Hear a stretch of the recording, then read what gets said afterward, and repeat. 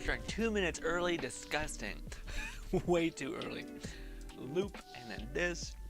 Lovely jubbly, good, that's going. I think we can hit go.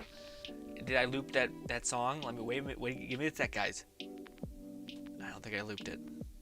Shit. I gotta go with it. So many different monitors to click on and tap through. Ooh. What is this game also? It's like you're playing Boo from what is it called? Goddamn Dragon Ball. It looks very cool. I feel like it's gonna be one of those games I cannot actually find the time to play, but hey, neat and all that. Where is the button to hit go? Hopefully everything looks good or okay. Come on, there we go. Okay. Scroll over to this video. We're good. Hi, ladies and gentlemen. How are you this fine Saturday? Oh my God, I just had tempura, and it's coated in like a greasy batter, and boy, do I feel it. I didn't click on the right thing. Yeah. But ladies and gentlemen, we had one hell of a week. We stretched our comfort zone. We had a good old long stream where we talked to people in Discord. Love that, by the way. It turned out really fun. But it also made me feel like, how do I phrase it? Like basically, again, at least to me, like everyone has a weird perception of themselves for sure. But like for me, I don't like whenever I don't look at chat for like more than, let's say, 3 minutes or 4 minutes. My brain starts to go like, you're being a bad streamer.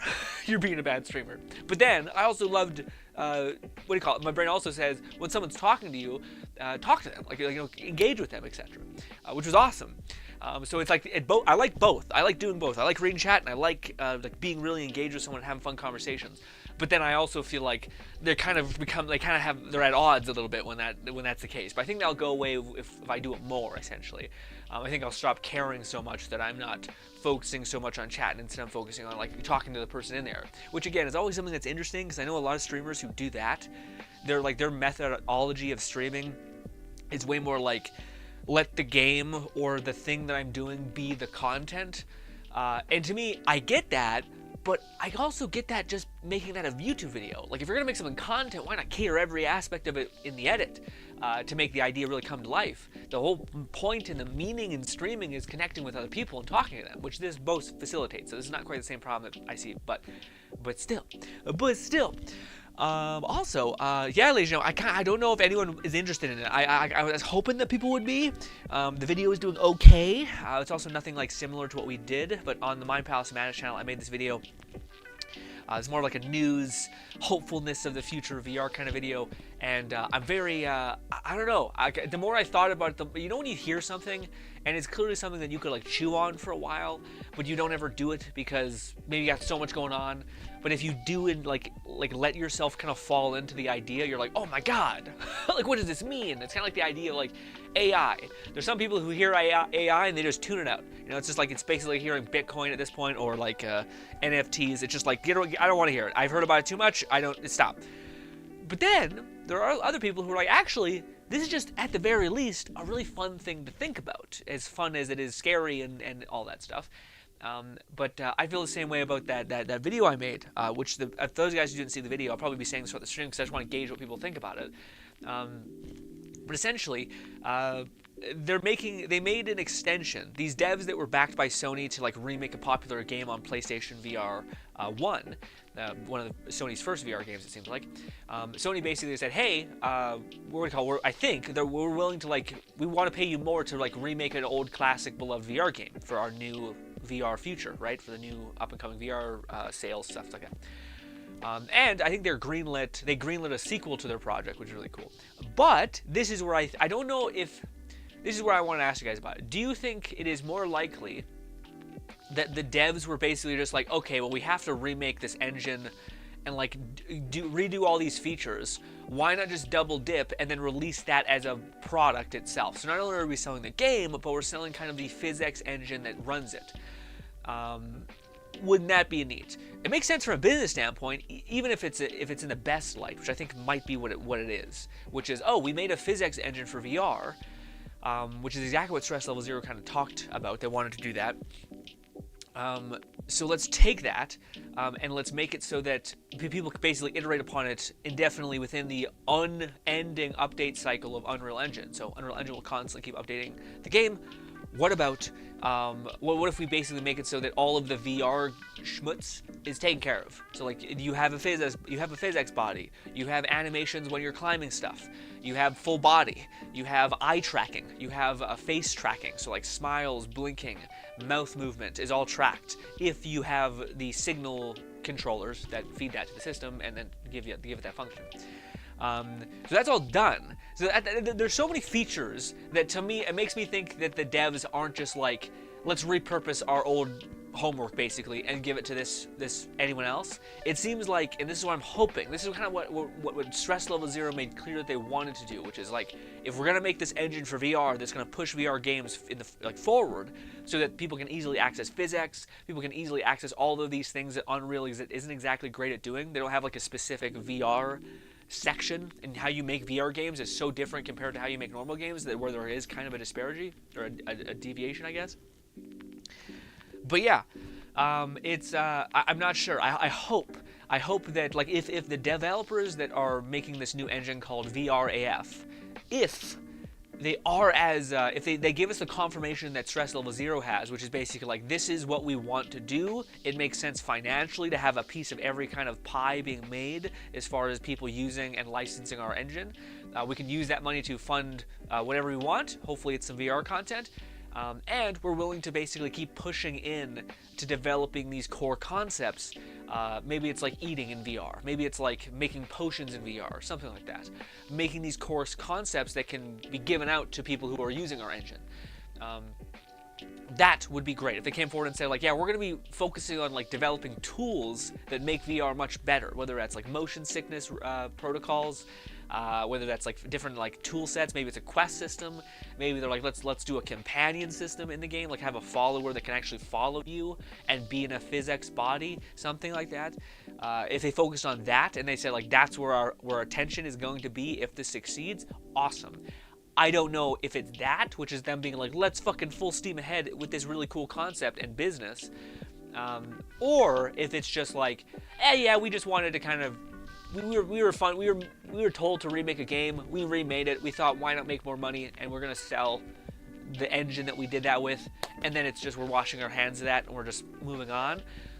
Whereas Stress Level Zero made a point to be like, hey, we want to keep iterating upon this. We want to keep updating the engine, making it better and better and better over the years. So I don't know. I hope. Again, the reason why this could be a big deal is because it opens up the kind of test case to like have easier access VR games. You know what I mean? Like that's the cool part. Where like imagine if like the most successful VR games are not really like special beyond belief. It seems like Gorilla Tag is one of the ones that exploded. Beat Saber is another one that exploded. These are not like gigantic world-shaping ideas, but the grunt to get to them is what I think is fatiguing a lot of VR games. And if you look at like the two games that have pushed the needle the most, it's Beat Saber and Gorilla Tag and Half-Life Alyx. Half-Life Alyx is kind of like a good example for like you need a lot to make things feel really good. But if you basically could sign up for this engine, and then you have all of the boxes that you kind of need checked, that's huge. You know, at least I think. I keep looking at the comments of that video, hoping that there's just some like mod person out there or a dev who like has some any gaming experience. I kind of want a red to like, you know, look at it too, just to see like, is this, you know, more about Unreal than me, you know more about you know, physics and game engines and stuff like that than me. Is this a big deal, or is this kind of like, I mean, it depends. I feel like that'll be Red's answer. but yeah. Fluff says, also what's good, Fluff? Fluff says, I tuned in just in time to hear greasy batter with no content. I had tempura, Fluff. I had tempura, and it's delicious, but it also coats your whole palate like a film. So you're like, I feel grease in my mouth. But then I'm drinking olive oil anyway, so you know. Yeah, drinking, I put olive oil in my coffee, because apparently olive oil is good for your heart and shit. It's just one of the new health things I heard about, and I thought, I believe it, I guess. So I'm going to try to do it. It's actually great. It takes like gross black coffee and makes it less strong, which you think bitter virgin olive oil and bitter black coffee would be bad, but no, it actually neutralizes itself in a weird way. Also, apparently, like coffee is kind of acidic, so having something that can kind of coat your stomach in oil so that it's not as harsh is nice. So multiple benefits. Anyways, Fluff says, in regards, the second major order for terminal. Yeah. I seen you message me on something like that. I don't really understand what it was connected to. I think I always imagine it Helldivers, but you're throwing around words like major order of terminus sector, which means nothing to me. So I'm like, I think it's something to do with. I think it's probably like is it the story of Helldiver? Is it like the faction completion, like the world defending completion, so on and so forth. So yeah, part of me was like, I think Fluff thinks I'm deep. I'm not deep yet into Helldivers. I'm still trying to find time to get in there and play it. And again, I find I gotta get in there and play it a little more. I do feel like as soon as you probably start having like appropriate powers, then you start feeling better about it. But it feels pretty harsh sometimes when you're in there, just like, yeah. Again, I don't think I've seen too many videos of like, this is an explanation of what every like mission context is. Extermination missions are obvious. It's like kill eggs, got it. But if a person was like, hey, this is basically the gameplay loop of this game. You find a mission, you basically can go do the objective, but then you can also run around and do the side objectives. So yeah, arguably it might be better to do the main objectives and then just run around the map and do the side objectives, then leave. Because I don't think the timer starts like increases when you complete both missions. I think it's when you hit extract is when the timer starts getting like that's when the plane I think will leave you if you don't get on.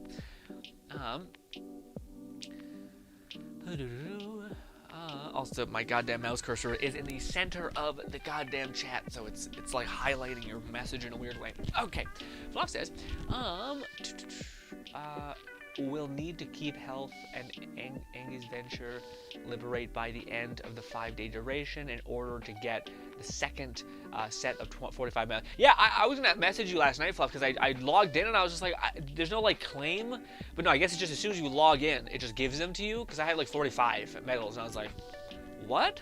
Also, it's very strange, like if you have the battle pass, yeah, that's a weird, like, I'm not sure if it's a problem, but it's a weird, like, effect, I guess, of the outcome of if you have the battle pass and you have the normal battle pass, I guess the premium battle pass is what I'm talking about, they're the same currency that you use to buy stuff in both, but one is, I think, maybe more, I don't know. Regardless, I just feel like if I go through the battle pass, which the premium battle pass definitely seems like it is just not better, but yeah, better. In order to get like the good stuff, you can get it way faster, I think, than not, you know?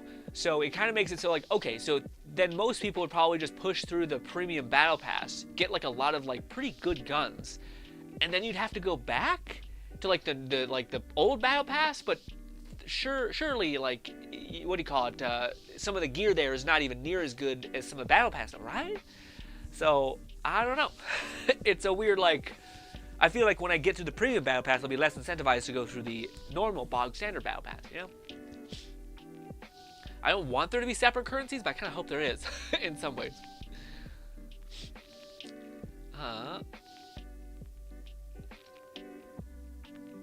Fluff says, I mean, that's fried food for you, especially cooked at home. I don't think tempura is at restaurant is as greasy. Oh, yeah, I guess I like, I'm not sure if it's greasy is the right word. It almost feels like it's oil instead of a grease, if that makes any sense. Fluff says, that's a big, that's Bug Planet's term, I'm not sure why. I think it's because there's a TERM, but because the chat's so far away, my eyes are good, they're not that good, to where I'm able to distinguish what it is an M, an I, and an N, and an ID. So, I'm not sure how to even say that. I want to say terminus, or terminite. Fluff says, we got a major order which are community-wide goals to achieve, and they are currently awarding 45 war bond medals, which is pretty nice. Yeah, no, absolutely. Also, what's good, Lone? Lone says hello. I'm late. What's good, Lone? How are you? Hopefully good. I also wanted to mention that I am surprised, man. The last stream, I was kind of in the back of my head, I was kind of like, I'll just try this like VR game that I really thought was neat. I think it's pretty good. I thought it turned out pretty well. The VR game looked beautiful. So like it just looks stunning. Whereas a lot of VR games are like, okay, this is meant to run on the Quest, so like it's meant to be kind of scuffed. But no, it looked beautiful, and it worked out. Like it all worked out. It looked nice. And I thought like the moments, like survival games are really neat in the sense that they create like moments of like terror or like goals, and like you're trying to juggle variables, so like those goals can fall apart, and then sometimes it can do really well. So I thought it was fun, like us getting to the very top of the mountain, us surviving, us trying to like cook a meal, us trying to like kill the dog to get like to then eat meat, I guess, for once. Horrible sentence, but anyways, it's surviving in an island. They're also like hellhounds. Nothing is like a gentle animal on that island. And yeah, also, man, I don't know. I hope it translates. When I was watching some videos of it, I think it translates the like satisfaction of like ripping apart a coconut and then like building a fire with hearing like your hand grabbing sound, like tick tick tick tick, boom, tick tick boom. You know, it's just like there's just these sounds where like, I'm Bear Grylls in it, and it feels good. Well, Fluff says when you have multiple active war mounts, you have to pick and choose which one you wish to progress. Oh, which is the few war bonds is overall less expensive compared to the premium, but you'll eventually complete one or the other in due time. Yeah. I was gonna say, Fluff, am I correct in the sense that like if you did buy the premium warbound war thing, the battle pass, basically the premium battle pass, do you keep that forever? So like that was always the thing that always bothered me about like getting certain battle passes is like I feel like I'm rushed to have to complete them in order to get the benefit of them. So then I always like wait to the last minute, and then buy it if I completed the battle pass and then I get all the stuff. I thought Red was saying something where it almost sounded like no, you buy the battle pass and you have that forever, like it's locked in. It's almost like buying like a DLC, like it is there. It just depends. Do you have the amount of time to grind up currency to then buy said things in the battle pass? They never expire. Yeah, see, that to me makes me be like, okay, and also that just makes more financial sense because you're just like to me in my head, even though we're all psychotic and this is just not the case in the real world, we all have that like idea in our head of like, I'm like, oh, I'm gonna go back to that game and I'm gonna like make sure I get to play it. You know, it's kind of like the opposite of scarcity. Not scarcity. What is it called? It's the opposite of FOMO, like fear of missing out. It's almost like fear. It's almost like want to ensure play or content, want of content to facilitate that. So like I feel like I'd have the vested interest in being like, is like the battle pass like $15, $10, $20? If it's $20, I just buy that and then I get to it whenever I get to it, and yeah. But maybe I don't know. With stuff like that, you always wonder though, are they going to be cool and be like, hey, it's been a year anniversary of the game. There's like a year anniversary battle pack or whatever that's like $70 or something, but you get all the like season pass things, you know, who knows. But I mean like when I say get, I don't mean like you receive all the items. I mean you have all the items now unlockable, I guess. They're 100 that, which is $10. That's not bad at all, man. Yes, that game gets it. Again, one of the biggest things that people say is like one of the main reasons why that game is doing so well. I think it's just because like they know exactly the right pricing to where people are like, oh yeah, you know what I mean? Like there's a certain it's like the opposite of what is it called? Gotcha, where gotcha is like we just got to get one person spending like an abundance and we're good. And then there's another type of person which is like, well, what if we just made it so like it's the right price, like the perfect enough price to where everyone's just like, yeah, and there's just enough of an incentive to be like, yeah, I would like to, I have fun in this game, I would like to get to it eventually. Fuck it, it's $10 every month and a half, 2 months. I don't know how long the battle pass will go, but But yeah, that seems great. You know, I think even Genshin Battle Pass was like, I think it was like $20. Maybe I'm misremembering. I thought it was like either $15 to $30, somewhere around there. Fluff says, and that's exactly how they're doing it. Always available to unlock, and once you unlock it, you can take it at your leisure. So wait, so does that mean like I can, if I'm like a year, if I like for instance, if I just forgot about the game for a year, I can go back and like then buy the previous season's battle passes, or is there still like kind of like a time sense? Because I think this makes more marketing sense, where it's just like, well, no, we kind of want people to have like one foot in at least, like even if that's subscribed to a channel. That says like, hey, there's a new battle pass, and these are the weapons. They look kind of cool. Go buy them or not, etc. Or is it like yeah? I feel like the finite nature of it would be their move. Yeah. So I think that's yeah. So it seems. So wait, correct. I said two statements. Which one is correct? Correct in the sense that it's still time sensitive, or correct in the sense that you can buy all the battle passes whenever.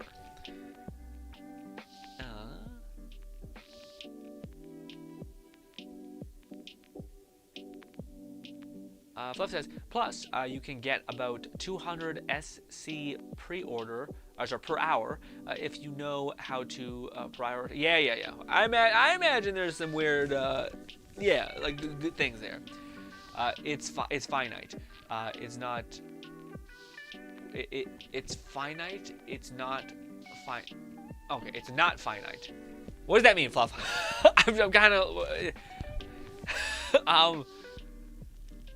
Man, I don't know how to phrase this in a way that I might have to make like, you can buy them whenever, or you cannot buy them. I imagine when you say it's finite, but then you say it's not finite as I think a correction. So you can buy them whenever, would that imply? Because it's not finite would mean that you theoretically could buy any of the battle passes at any point. There's a delay on the stream as well, so I always gotta.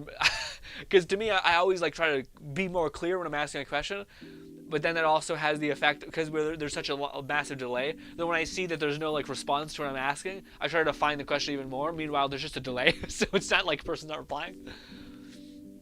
Buff says, you can buy them whenever, they never expire. Oh! Ooh, I think that's a bad business choice. It seems really pro-consumer. I feel like that's not the best answer. I feel like the best answer in a good deal is that, where like we win and they win. I feel like they're not gonna win as hard if they didn't just say, hey, if you happen to not be here for a month, then you happen to not get the battle pass. You know, it's kind of like a weird incentive to like like be a part of the community. You don't have to play the game every day, but you just have to like subscribe to a channel that's covering it, or have a friend that's into it. Check on the Discord every now and again. Check every month on the game. See what's new. Yeah. Because I feel like that's a call that's gonna make it so that people walk away, and sometimes people walk pretty far, you know. Also, what is this game, dude? This game that you can like, there's housing, there's like a what?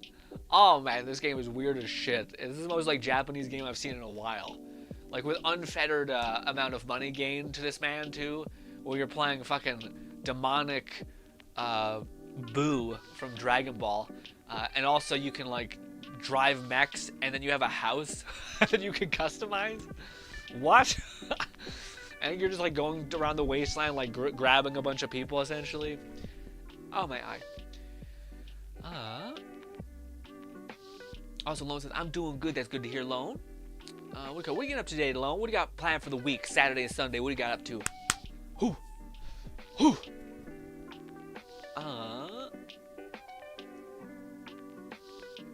Fluff says,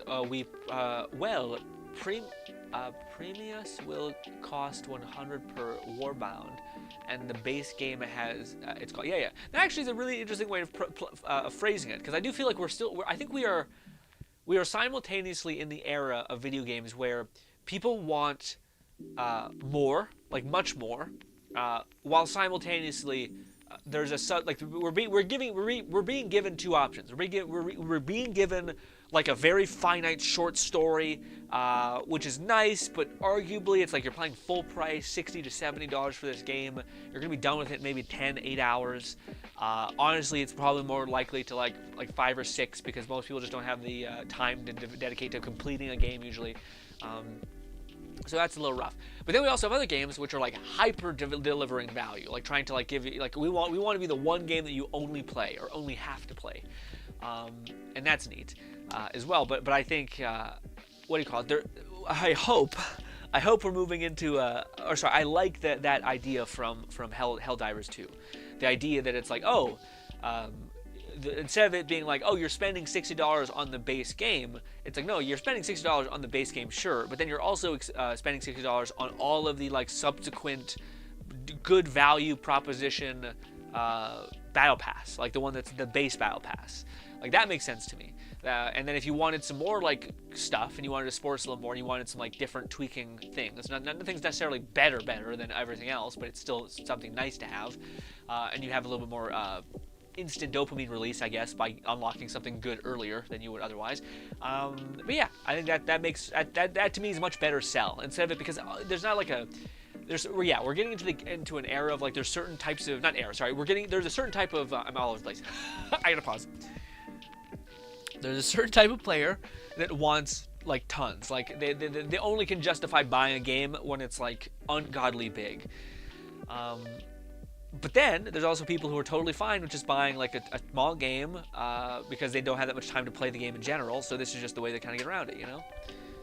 But I like that idea. I like the idea that like, okay, you're not just spending $60 on the base game. You're spending $60 on the base game and the battle pass that is good enough to warrant it being even mentioned. Because a lot of times the battle pass sucks ass and there's like no reason to get it at all.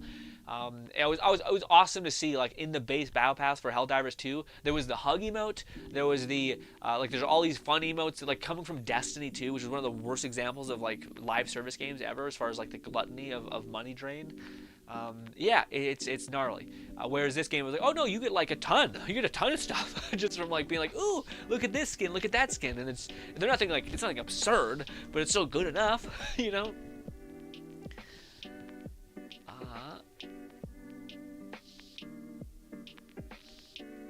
Fluff says you can simply earn the CS or pay if you have less. Fluff says it's intended to be a dynamic, nearly never-ending war on 2-3 fronts. Ooh, I think they'll ever increase the fronts? 'Cause I feel like people want more enemy variety, especially with how good they are about making said enemy variety. You know, like the bugs are so completely different than the mechs. And I think also they play into a completely different like medium. Like the bugs are very, very much just like spray and pray, you know, like just kill. I feel like it's more about like using your abilities in tandem. Whereas I feel like the robots are much more about like cover, like positioning basically. I feel like when you're fighting against the robots, 80% of you fighting against them and thriving is about positioning and having some form of cover in some capacity. Because I feel like that's all. I think a lot of people are saying like the robots are like so fucking hard, and I could see how they are, but I also know that it is more people in every video game, in any multiplayer game, in anything like that. You would do so much better if you just slowed down and you tried to focus on where you're actually positioning yourself more. You would do so much better. But it's such an instinctive thing to just fucking push through. Just run straight forward at the enemy, do your best, okay? Get shot a million times, but hey, I got 5 shots on, we're good. And yeah, so I can see that being the kind of balance point of fighting the mechs, or the robots, I should say, the robot faction. Also, Lone says, what's good, Ray? Lone says, I have a weird gaming-related story. Hit me with it for you guys. Today is apparently, it's a trailer for a game sent. Okay, it's a trailer for a game sent and device that allows you to take immersion in games to a whole new level. Oh, Scent. I haven't seen Scent in a while. That's what that was. Scent. Okay, so there's like a device that lets you have a scent in a video game. Yeah, dude, people are fucking weird. People, especially, you're telling me what it's like, oh, you'll be able to smell the lush forest, and then you see like a Japanese man wearing it, and you're like, yeah, okay, sure, why? Yeah, why not? A lush forest, great. Why are you in a painfully white room? Okay, what is that? Anyways, but yeah, there's a lot of stuff like that, man. There's a lot of things where, like, I think there's an argument in technology and whatnot that you should, like, stair-step your way into said like device land, right? Like, oh, you know, I want a VR headset. People want like glasses that are VR essentially, like a HUD. Let's stair-step our way from like pretty big, chonky monkey glasses to then actual tiny glasses that have all the things you have in AR and VR. Great. There's that. But then eventually we have to make a point where, like, I think we just got to cook for a while. You know what I mean? We just got to eventually make peace with the idea that in order to have, like, sensations in gaming, like touch and smell and hearing, we can get, and like all that stuff, we're going to have to eventually get, we already kind of have inclinations that this is going to be a reality with Neuralink and shit like that. So it's not like that it's not probably going to be a thing if we can survive long enough to get to it. But there is a thing of like, I don't know if we need to kind of have this really awkward, like, trying to simulate this thing in a weird way instead of just being like, we'll get there eventually. I'm not sure if we'll need to like saw a hole through our head to get access to our brain or whatever. But we'll get there eventually. Why is Santa here throwing explosive presents? What is going on in this game?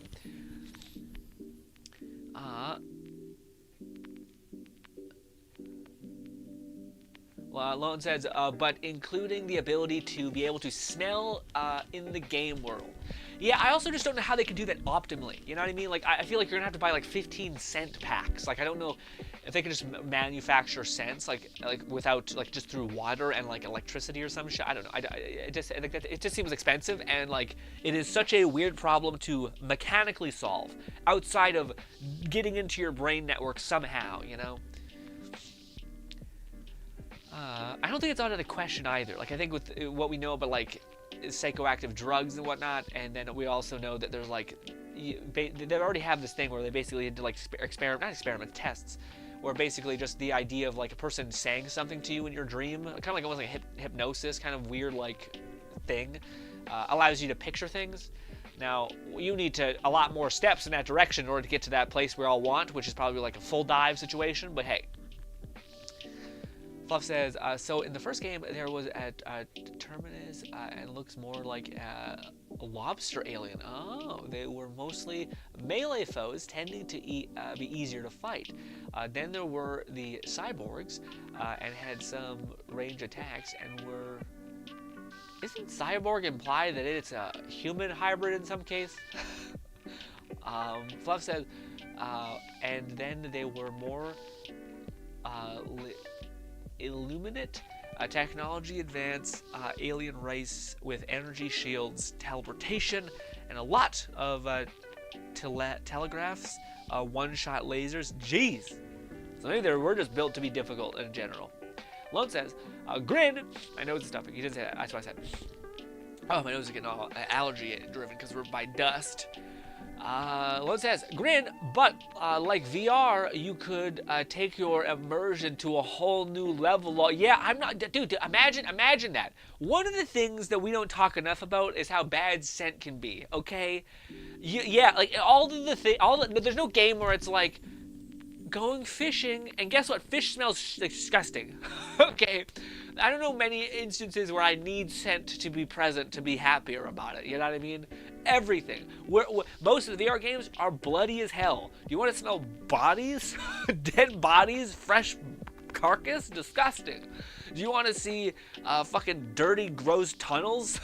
Okay? Do you want to smell gross barbarian people in all of the Blade and Sorcery and Melee games? No! Well, some people maybe will want that, but no! In general.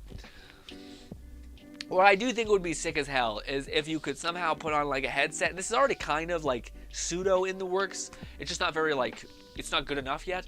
But where you basically could put on, like people already have like weird things where you put them on your head. and like it can kind of track some like weird brain movement of some kind, and then you can like move a graph slightly. But if we get to that point where like somehow without drilling a fucking thing in your head or having like brain cancer by letting lasers stab in your brain, something. If we could just have something where you can basically control any kind of output with just your brain, would be sick. I think there's a pretty good answer with Apple Vision Pro where like just the looking and tapping feels pretty godly in general. It creates this feeling of like, oh fuck, this is me. I'm doing this.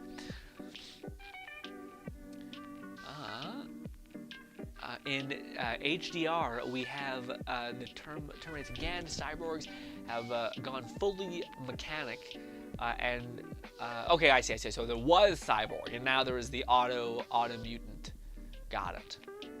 Or machines, sorry, machines, and then we have the auto mutants, which just looks like bugs. To me, it's bugs and robots. I feel like we're getting all of these names. I hate so much when everyone has to come up with like their new. We have a walker zombie, and we have a Z, or we have a drowner, or something like that. And it's just like, it's a zombie. Stop. It's a robot. Stop. It's a bug. Stop. We don't need to constantly make it all this extra the Terminus system or Terminite. It's a bug. I wish they had brackets, bug, and then whatever the hell they want. Sorry. Including displacing backpack that was teleport us away when received. Ooh, is that coming down the line? Float says, think about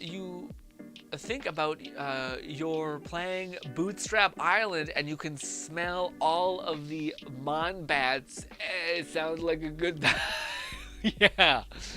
I mean, there are some applications which would be kind of nice. Like, that'd be cool if they're like, they could kick on. It's funny because as much as I'm being a little bitch right now, there is like the moment of like, yeah, it's gross. Like I don't want to like be going through the paces and then being disgusted essentially, like by whatever the grossness of the world is. But it'd be nice if like when you're walking through like a beautiful forest, you smell some pine scents. Ooh, you smell some like nature, earth, etc. Ooh, it smells good. That'd be great. But as much as I am like a little baby, and I think like I don't want to yucky. I also am in the other camp as well, which is like, well, if we're gonna do this, we gotta be able to do this. You know, I mean, we gotta be able to go like full dive, which is like, it's an anime, but basically the premise is that like developers wanted to make the hardest game on the planet. That was like hard by like normal standards and also hard as far as a game, as far as real life is concerned. And yeah, the premise is basically that like you can feel everything, you can smell everything. It's like the classic go into your dream state, but everything is feelable.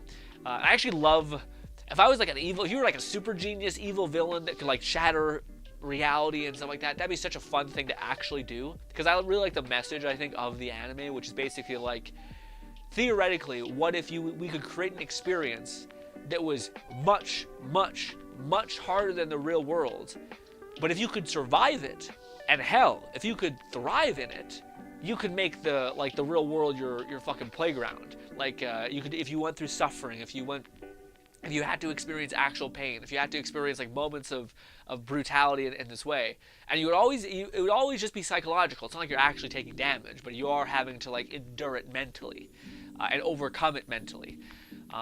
That's huge. Like that'd be to me, as much as it'd be, yeah, if you could somehow condition in your person, like your kid or your whatever, your generation, to be like, hey, this is something that if you let it could be really, really good if you can endure it.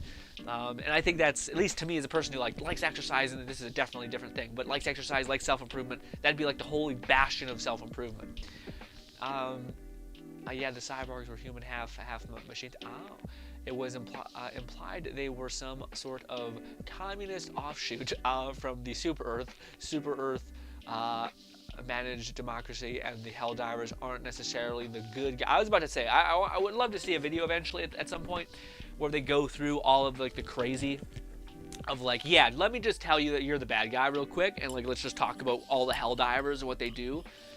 Because even like the Super Earth trailer, like there's all these like perfectly gridded out like little plots of land and etc. And you're like, this one seems like some weird, you know, North Korea, like fake town, etc.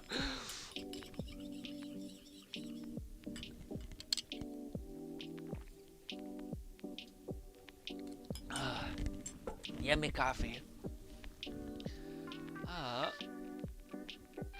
It's very much inspired by, yes, Stormship Troopers, and is a satirical take on democracy, communism, left on... Yeah. Lone says, it costs $150, and you're right, Grin. It comes with a cent cartridge. Yeah, you see, that's the thing, man. Everyone's trying to make as much money as possible. Gah. I get it. No one who doesn't want to make money, you know what I mean? But it's just like one of those things where it's just like, again, that's why I think so many people are enjoying a game like Helldivers, or like what's the other thing? Power World as well. But I feel like, I'm not sure about you guys, but I feel like so often we are not getting a good deal. We are getting like the maximized profit for the maximum amount of you being pissed off, but you'll still do it. Feeling. So like, why can't, what do you call it? I guarantee that like the reason why they chose sense and not things like high percussive audio or taste or something like that is because you have to spend $150 for this thing, and then you have to buy probably what I would imagine is $10 for every kind of cartridge that you want. And what is the idea? Like, you have to pop in a cartridge every time you're fucking in a space? Again, you know what's the craziest thing though? The most like buyable person market. I didn't say that right. It's not slavery. It's the market where people will buy is the VR market. So many people are willing to buy like $1,000 headset, $2,000 headset, a PC that's good, fucking face tracking, eye tracking, body tracking, and there's just a slew of other stuff just to play fucking VR chat like all the time. Actually, they do it a lot, so maybe it's worth it. But yeah, it's just one of those things where it's people buy in the VR space, man.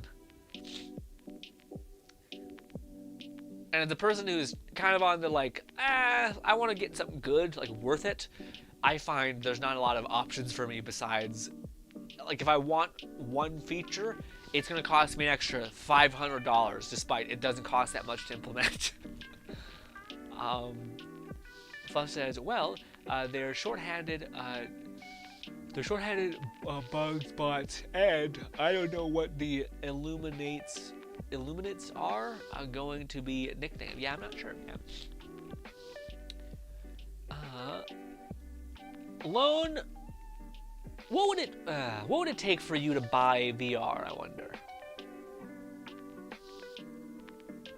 I don't know if that's a fair question, because I feel like if you got into VR, like if you were able to try it, I think you would be into it. Like, yeah, especially knowing that I think you have an active, like you did, what do you call it, sword forms, essentially. I think you would enjoy the combination of like the gaming aspect with the physical attachment to that.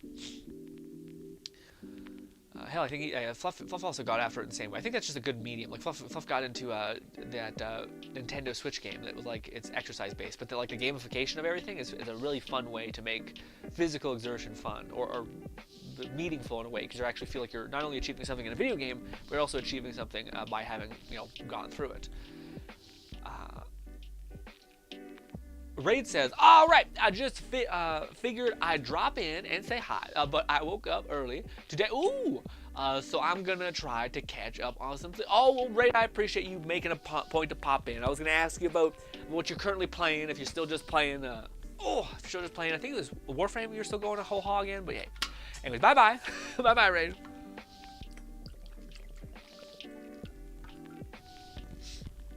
Guys, sleep schedule is so important. Okay?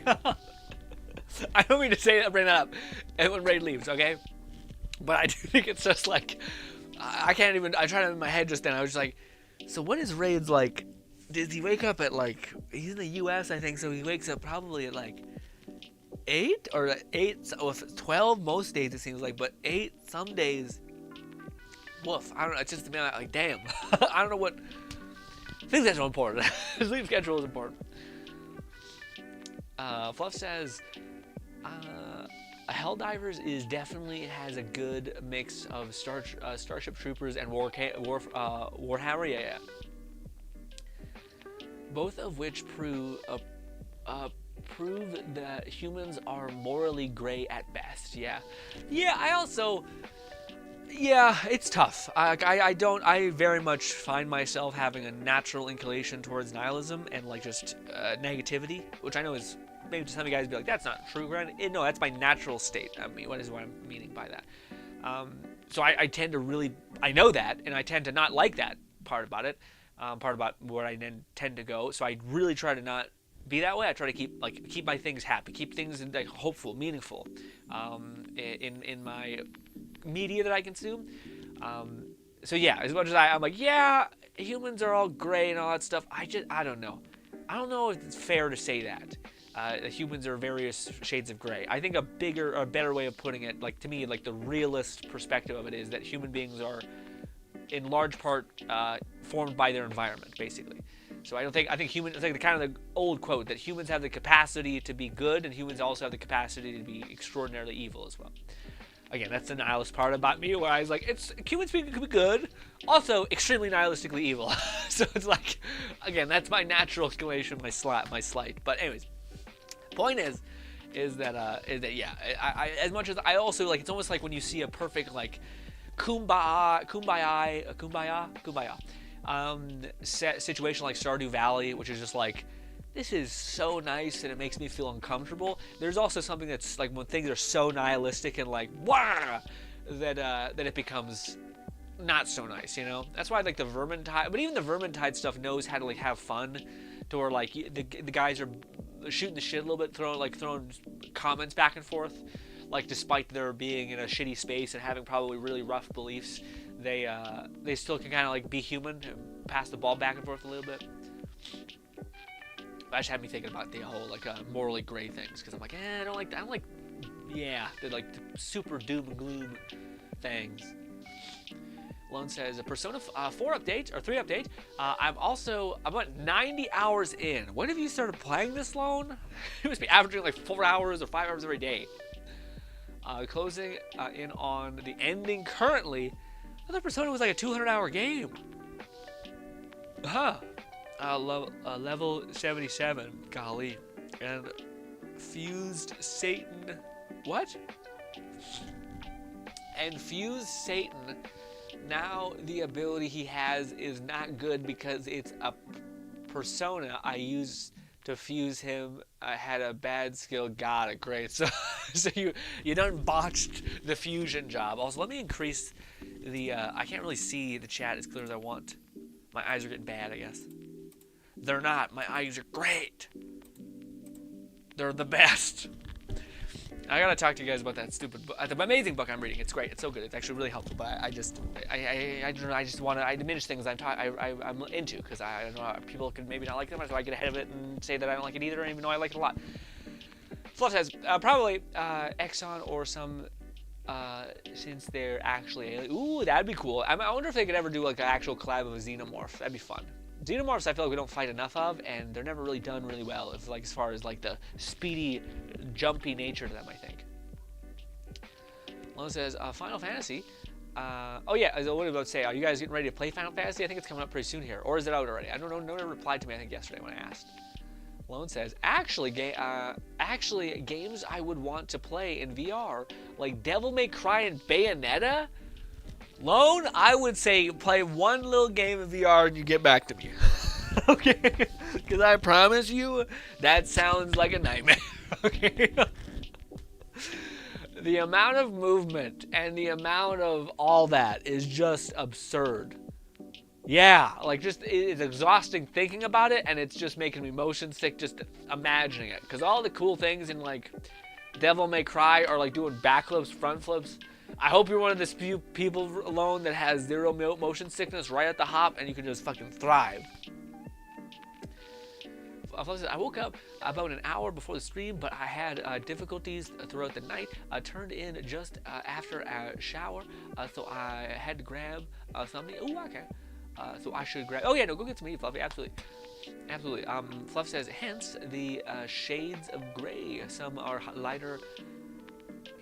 Yeah, I don't know. I don't know. The shades of, you know when someone has an answer and you're like, you're not wrong. I just can't agree with it.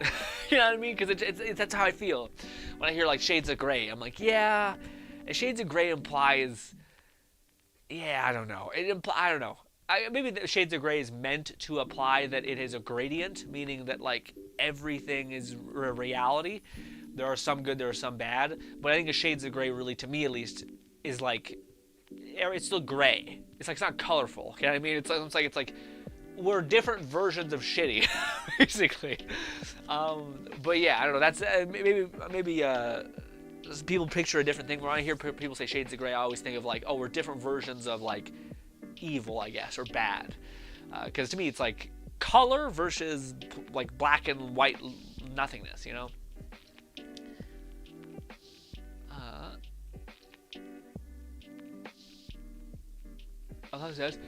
Fluff says, although we really don't have many, they are the latter. Yeah. If you do not version of where is it?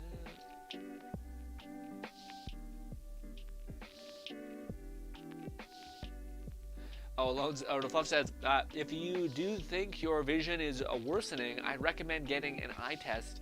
I waited far too long before getting a confirmation that I needed. Well, when I did my driver's test, I was told I had great eyesight. So like I had like above normal, which is nice. But then like now I still have moments where I can see stuff really good, but it's almost like my brain, like the process of me having to tune is getting slightly longer, which maybe is like a degradation of eyesight. I don't know. But like if I look at something and I focus, I can lock in. But then also I think I don't see things normally. Like I think of just my overall, like I think if I would just spent a little bit of time in normal world scenarios where I'm not just like looking at a screen all day, or if I'm not like if I just like went for walks more often, I could actually perceive like depth in my eyes, had to kind of focus on different things. I feel like it'd come back, but maybe not. I don't want to believe I'm losing my eyesight just yet. But again, if it gets worse, then yeah, I'd probably have to try to manage it somehow. I turned in to maximum doodles first stream, just barely after the intro segment. He's loving it. Ooh, which one? Oh, for Helldiver, you mean? Maximilian Dudes? Is that the guy who's like Adderall and cocaine mixed when he does his videos? Lone says the Persona games all range in different lengths in terms of story completion. Like Persona 5. Oh, I see. That's what I'm thinking of. I had like 200 hours, but my end playthrough Persona clocked out at around 89 hours, and I passed 3 reloads. Huh. So you just, maybe you're just hyper efficient. Maybe you've been like an OG Persona fan that's just like da da da. Maybe 100 hours. Damn. Are you the kind of person, Lone, that like watches a bunch of videos on like how to play a game better or how to be more efficient in a video game, or do you just play it like natural for your first run? Fluff says a color is a separation spectrum. In that regards, the shades of gray will lighten or darken colors. But yeah, I know. I think it's like when like a word no longer means what I think people mean it when it was like it's supposed to mean. No, I'm thinking of Morox. Okay, no, I don't know who that 1% then. Oh, hopefully he's lovely. If Fluff likes him, my base grade. But yeah, I just, to me, maybe again, it could just be on a personal level that like the idea of shades of gray has a very maybe it's because I only ever hear the context brought up when it is a dark ass game, when it's like it's very shades of gray, and I'm like, no, it's just all awful. It's just all real bad. Like it's like, oh, the slavery is 100% good with this faction, but they kind of like take care of their wives, I guess. And you're like, yeah, I don't know if it balances out at all. I think it's just that's not great. You know, I don't even think I'm a black and white person, but I think it's like, geez. No, maybe that's why. I don't know if it's like, I don't think if we were to poll like the entire populace of the Western world, and it's like, what do you think shades of gray means? I think, for me at least, I would say, I think it means like what do you call it? Various degrees of evil, basically. Different levels of evil.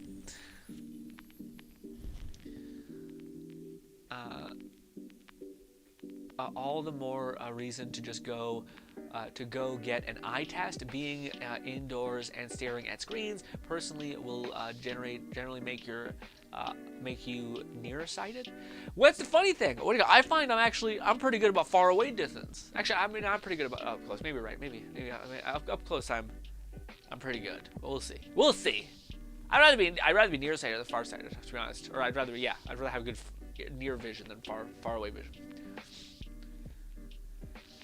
I think there's a point when it's probably too much, but yeah.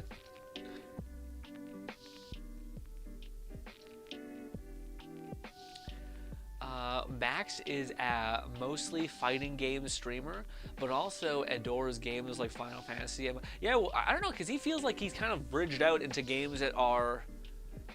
Yeah, I think he maybe reached such a level of success where he's like, oh, I can make a video on anything. You know, if I just play a video game for long enough, I can kind of get a sense for what this does. Lone says, no, Grin, I don't get into Persona until Persona 5. Few years back, it's the only reason I got into the turn-based combat games. Oh. I'm surprised, Lone. I would have, yeah, I didn't know... Yeah, I didn't know you, like, that, yeah. I didn't know that Persona got you into it. Actually, I had a thought, I just lost. It was, so Grin, I didn't get into Persona until 5 years. A few years back. Oh, what was the thing I was going to bring up? Damn it. I don't know what I was going to bring up, Lone. It was something about that had, like, a thought pop in my head of, like, I'm not sure if it was you playing, taking... Oh, no, that's what it was. Yeah, Lone, that's what I was going to say. I can't believe, Lone, that you can do that sometimes. You seem like the kind of person that goes back and plays games. Like, you play a new game, and then you go back and play, like, the old games, and I just... Not me. I just feel like I'm receding, you know? I'm going backwards, you know? Which is not always the case. Again, Fable 2 is an example of that. Of, like, the... Arguably, Fable 2 is better and more than the previous game, but hey...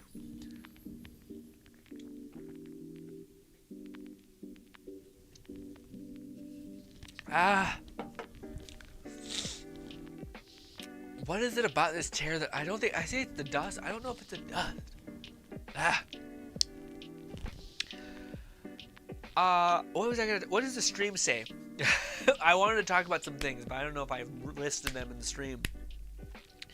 I found that cool game, that VR game that I thought was really neat. I like our streams that we're doing when it comes to Power World, Helldivers, and I thought there was one other game, but I can't remember what it was. Oh wait, it's that one game that Fluff wants me to try, that medieval Valheim game. And yeah. Do you watch any cool things today? Oh, have you guys been hearing about, like, the weirdness of the Avatar: The Last Airbender game, or not game, movie, a Netflix series? I've heard a split, man. I've heard people say, like, I think this is what it is.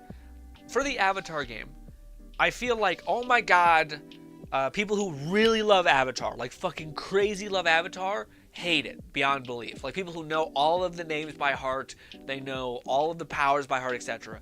They're like, this is awful because they changed shit or they left stuff out. This is always going to be a problem with them unless you do like a fucking 100% accuracy run. That's going to be pretty shitty. But it also seems like there's like this soft fan that like maybe watched the series, really liked it, but then forgot about some stuff about it, like just enough to forget about some stuff. Those people are actually like, it's, I don't know what the, like, especially where there seems like there's the thing that people are enjoying about it is that there are some really good casting. Like, people talk about the Cabbage Man, like the casting for the Cabbage Man is so, like, it looks exactly like what you think he looks like in your head, I guess, when you think about him. Like, it's just really bright. They did a really good job apparently about that, where like there are certain moments where like it is beautifully shot in that way. Apparently, I haven't watched it. I'm the crazy guy who enjoyed the Avatar movie, but I just enjoy movies. I just try to enjoy things. Okay, if I watch something and I'm mostly neutral, but there are like 2 moments where I'm like, that was really cool, I enjoyed it. Whereas I think most people need like constant reaffirmation of like, it's awesome, this part was cool, this was funny, and that ain't just me. That ain't me. Max did just win a Legacy Streamer Award for 10 years of streaming on his personal channel. Golly! And alongside a group of friends that visit every weekend to rekindle the arcade experience. That's crazy, Fluff. That's wild. Good for him.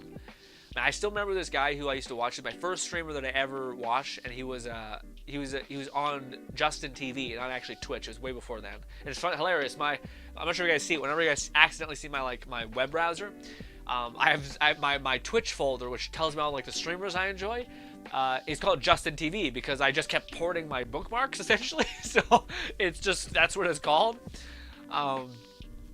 But anyways, it was a guy named, I'm not sure if you guys ever heard about him, but his name was Push to Insanity. He was just a really, again, it was right around the like Tobuscus era where everyone was kind of embracing their like kooky, crazy, kind of like absurdist personality. And it was awesome. Especially if like for some people it was forced. For other people, it was just like they were meant to be a freak essentially their whole life. And it worked out really well. But I haven't checked up on him in a while. But he was there for like a long time. I think he's back in 2003. No, sorry, 2013. 2012 maybe. He was there for like a while. Maybe that's not right. I'm not sure when. I thought it just feels like he was there for maybe like, again, one of those people that maybe is there for 10 years.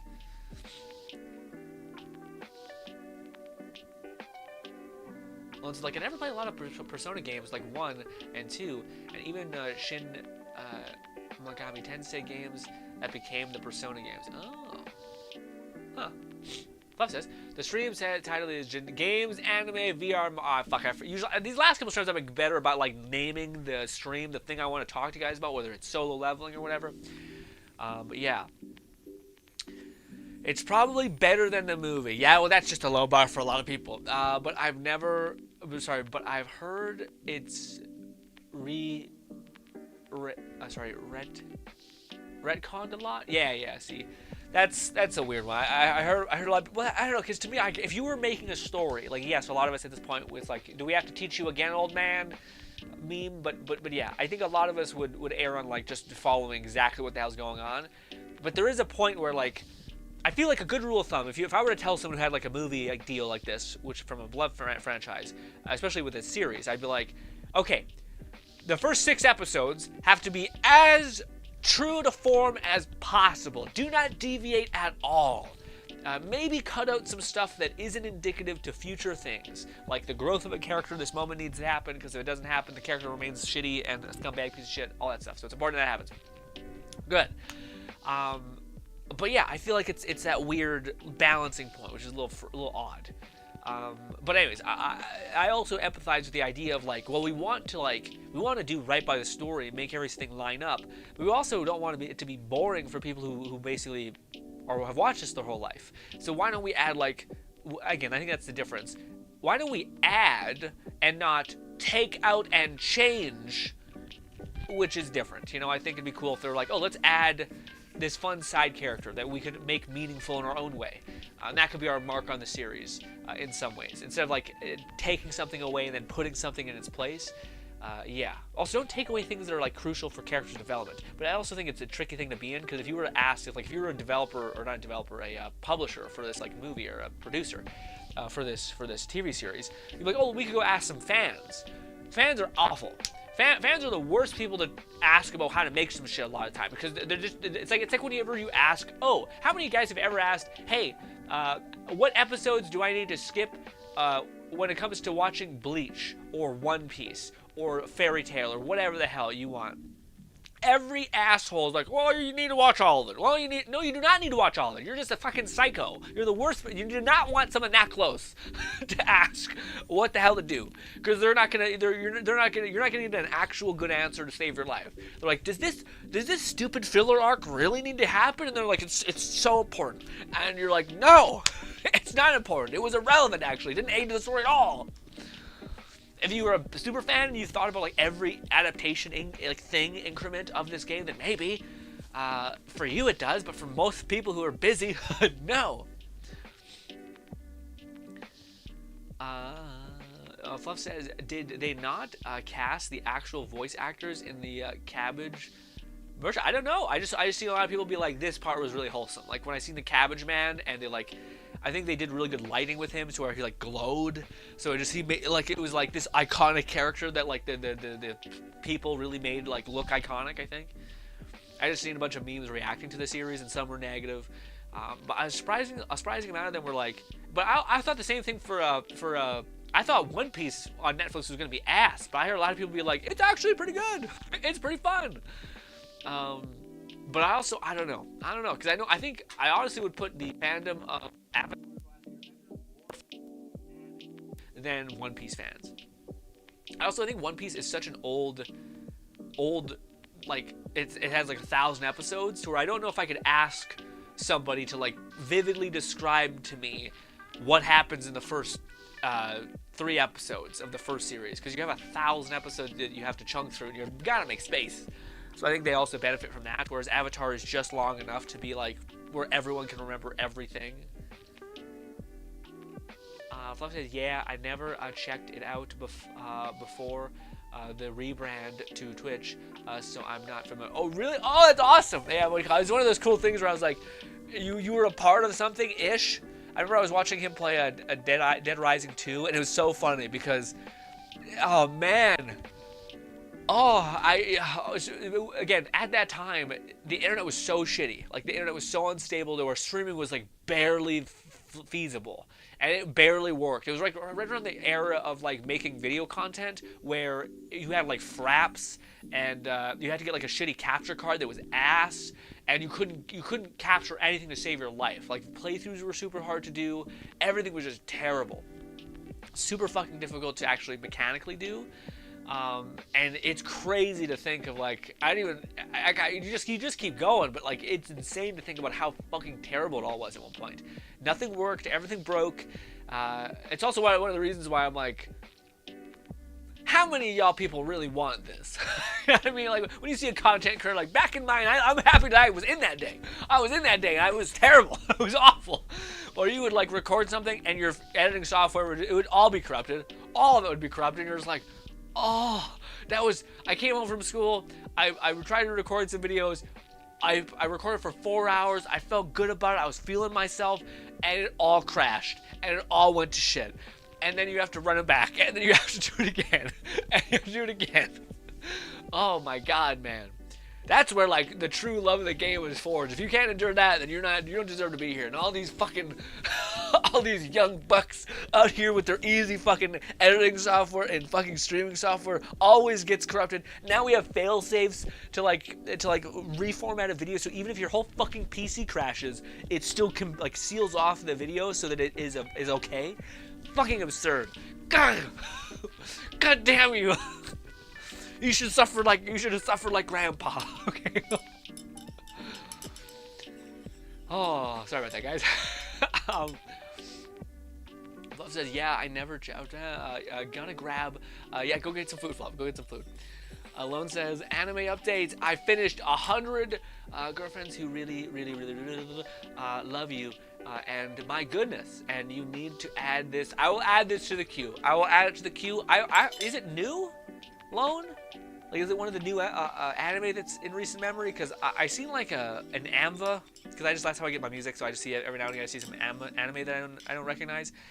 And it showed like a generic guy with, am I right in like the first season's like 3 or 4 women, basically? And yeah, he's just a guy with short hair. That's every fucking anime protagonist, so I don't know. Yeah.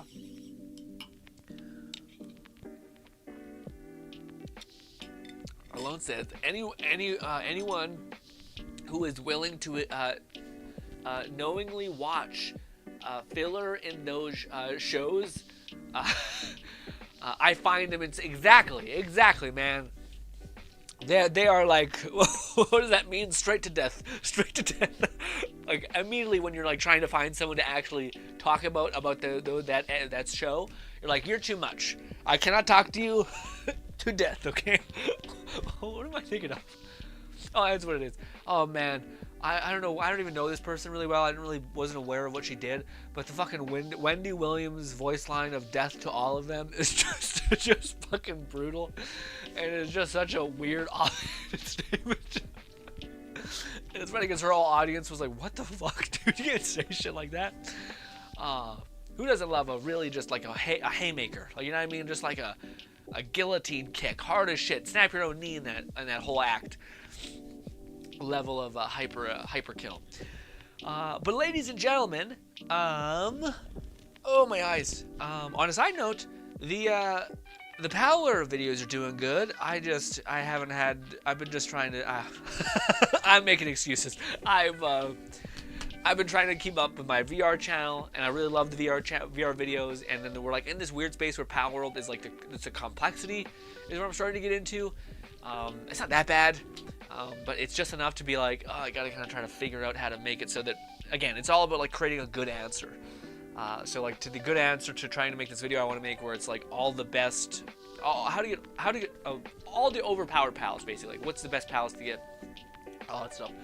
What's good, Bolty? Bolty, have you gotten really into Helldivers yet? I do mean yet.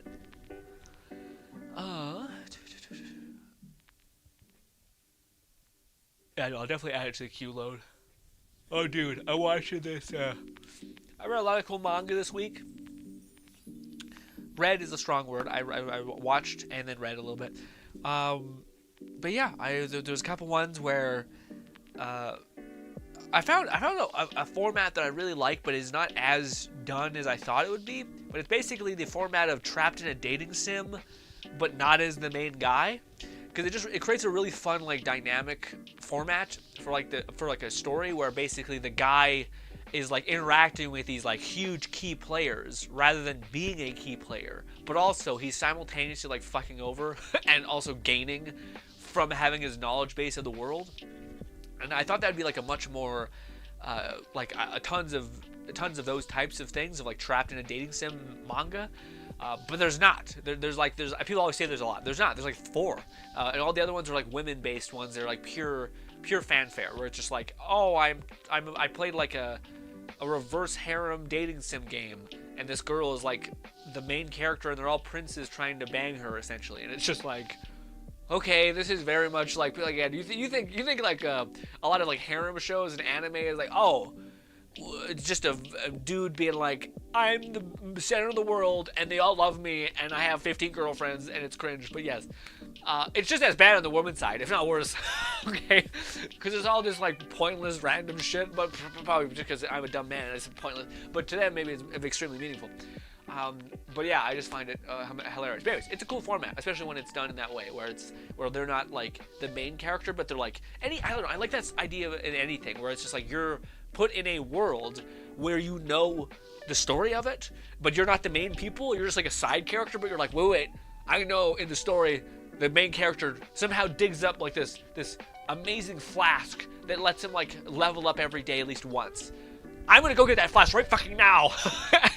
And he's like a fucking 10-year-old child running through like a dead-end forest and like quickly trying to get this flask.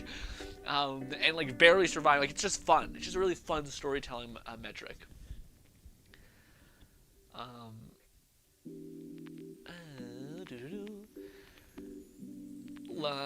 There is 6 girls. Okay, so I don't think I've seen it then. I don't think I've seen it. Anyone who willing and knowing to watch filler is insane. Says alone. Fluff says, I binged every Bleach. Bleach is a little bit more reasonable. Bleach is like, I think 300 episodes or 200 episodes.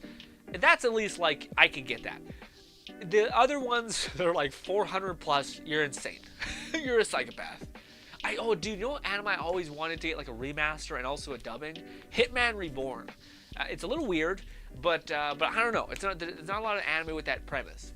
But it's only fucking dubbed, or it's subbed. I don't think it made. I was hoping it would get dubbed eventually, but I don't think it ever did. Fluff says, I binge watched that. I enjoyed the filler, but I wouldn't tell others that they have to watch it. Yes, you could skip it. Bolty says, nah, I'll pass on that one. You're not into it? No? What game are you playing then, Bolty? I remember back in the day when we would obsess about one game together, such as Genshin, and honestly, if it was just Destiny, I feel like we would have had a better time. You know, even though Destiny's not perfect, at least there was something to do.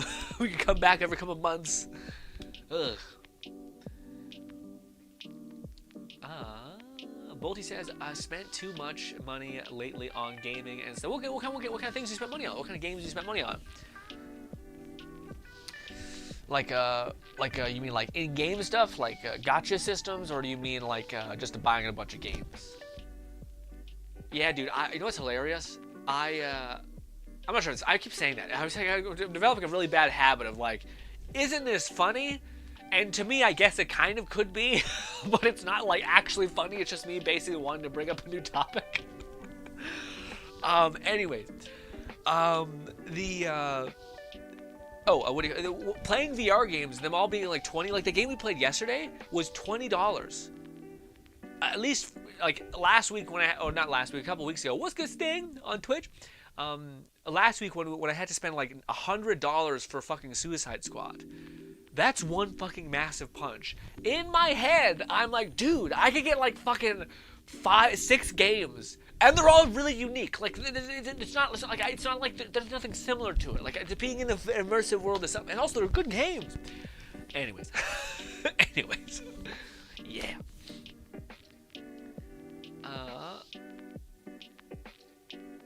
In fact, I probably should have looked at the that one website Red got me that game on. It's like called like Grandman something, or G-Man something. I don't know what it's called. Oh. Boti says, gushing over the magical girl anime is basically BDS. What? Gushing over magical girl anime is basically BDS. What do you mean? Bolty says this season anime went pretty unhinged with the not safe words. Oh shit, really? We had a moment there where it seemed like Funimation was starting to get like real like pussy shit. I mean, like, come on, Funimation, what are we doing? They're like, oh, we can't have this and that. And I think ever since they merged with Crunchyroll, they're like, fucking send it. Fluff says, yeah, Bleach is the shorter side. They've watched a few final arcs. Well, now the Bleach might be coming, because I thought there was like, they made a new season, like an alley-oop season, basically. I just don't know if it's going to continue, or if it was just like, nah, we just wanted to make another season. Like an after-the-fact kind of thing. Although that freaks me out, though, dude. I'm not sure if I love the whenever like they try to do more, like tons more, in a series that you've already watched a lot of. Like, they've already kind of put to rest, because a lot of times they can fuck up the characters. Like, oh, yeah, the main guy, like the main heroine and the dude, they're not together anymore. And you're like, what the fuck? What the fuck? Lone says, speaking of Genshin, I want to tell you guys about the live stream for patch 4.1. Hit me with it. Hit me with it. Woody says, I spent on Escape from Tarkov my fighting stick at, oh yeah, it's a good bit. That'll add up, especially that fighting stick. I figured that fighting stick, I'd be shocked to see if it was not if it was under $120. I remember it was the last time I looked up. All of them are pretty expensive. Yeah. Oh, Green Man Gaming. That's what it is. Thank you, Fluff. First off, live stream was the shortest live stream in Genshin history, and the new 5-star she has a passive skill where she increases the movement speed for characters who have their alternative skills. Yeah, I guess that could be good for like movement, like exploring, I guess. It's hilarious because she probably is like the best optimal character to buy, because all of the gameplay in Genshin is exploring. But hey, had to get a fucking swing in there. Fluff says it's great. Third-party seller, never been disappointed. Yeah. It also seems like it's, yeah, like sometimes you get like a key and you're like, this is 100% illegal. Like you somehow stole this. That is just on the sweet spot of like a solid 20 to 30% discount usually. So if a game is like $20, it's $15, and you're like, it's good. It's good, you know. I imagine it varies game to game, but yeah. Red says, what's good, Red? Red says, rip, forgot I was 2 p.m. stream, lol. We would love to have you, Red, regardless. Bolty says, Chain Soldier is, for example, pretty good, and I'd recommend it, but obviously it's a little too much a softcore Haruda. Well, man, what do you call it, Bolty? Because I'm watching manga finally, am Am I the only one that sometimes feels like if you're gonna do the deed, just do it? It feels weird that we're in this weird gray space of like, I'm seeing... Okay, I wasn't sure I wanted to talk to you about it, but because we're talking about degeneracy a little bit, let's talk about it. I watched this. It's such a good manga. It's such a good manga. It was one of the ones where I'm like, I can't tell anyone about this because it's a little bit too much. But it's the art is awesome, the setup is hilarious, and it's just brutal. So the premise basically is, imagine, you know how like in fantasy worlds and in like old time kingdoms and aristocracy, stuff like that, there is this inherent like thing where, like, well, first of all, it's like usually a society dominated by dudes, like just men, etc. And there's always like that trope where there's like the girl that was like raised by an important knight, that like her dad was an important knight, and he was like, I didn't get a boy, but that's fine because I'm gonna make this girl the most masculine, toughest shit knight ever, right? Bang. It's one of the few times where we see like not the worst traits. Usually, it's not like she's just an evil, mean piece of shit. She's like, no, she's just strong, independent, and headstrong. That's basically it. Anyways, so you know that trope? Well, now flip it completely, okay? So the premise of this manga is that in this world, for every one dude, there is like 10 women. So by virtue of just purely that, women have massively taken the hierarchy, like massively. Like if there is some sort of power dynamic, they're at the fucking top. So now it's basically a world where women are the soldiers, women go to war, women do everything, basically everything that like a man would do back in like a Renaissance era fantasy type thing, women do it. And men are treated as like this holy commodity because there's very few of them. And it's hilarious because there's so many women, and because there's so many because they're the natural dominant force essentially. What they look for in dudes typically, so like basically the beauty standards in this manga is like soft K-pop boy is considered to be like really good. So it's just basically a full-on gender swap kind of. But the main guy is the trope. So you know I told you about the trope of like how in like a world of dudes, there's like a badass knight guy who like raises his daughter to be a badass. It's the same thing, but it's in this reverse trope. So it's basically there's this badass woman knight who like, by the way, this is all real risque. We'll get to it in a minute. But there's this badass like woman knight who's like a fucking warlord. She's fantastic. She's like a nobility at this point because she was that powerful. And she raises her son to be like this fucking ungodly, jacked dude. So in a world of like very soft, effeminate men and like kind of badass, built, toned as hell women, there's this fucking ogre-like guy who looks great. Doesn't look ugly bastard. He never got into the ugly bastard tag. Thank God. Instead, he's just jack dude, normal-ass hair. Yeah. But the thing that makes it awesome, and it also makes it what I don't want to talk to you guys about it, is the anime opens up like this. Okay, the anime opens up like this. The dude is standing before basically his like princess, like the person he's sworn to protect, and he's a knight, and he's like kneeling down, and before him is essentially the queen. But the queen is wearing the most because it's a woman. It's a place ruled by women essentially.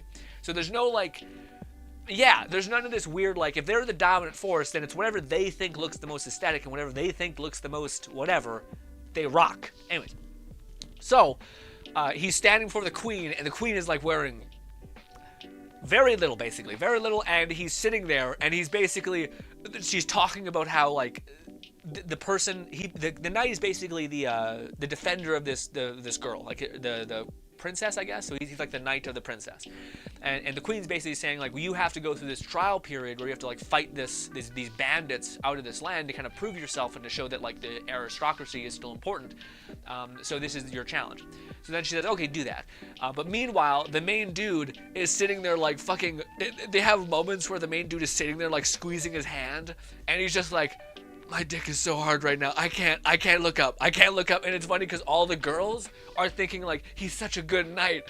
he's so professional about this. And he's just sitting there like, don't look up. God, why is she wearing that? Who the fuck dresses like this? and he's like bleeding from his hand because he's squeezing his hand so hard and his nails are stabbing into his hand. And then, what do you call it? He wears like this gigantic fucking steel chastity belt, essentially, because he's constantly popping boners in this crazy world. Anyways, point is he ends up like, and he's known as, they like sneak things in there, which you can totally see where they're going, but they sneak things in this goddamn story where he's basically like, how do I put it?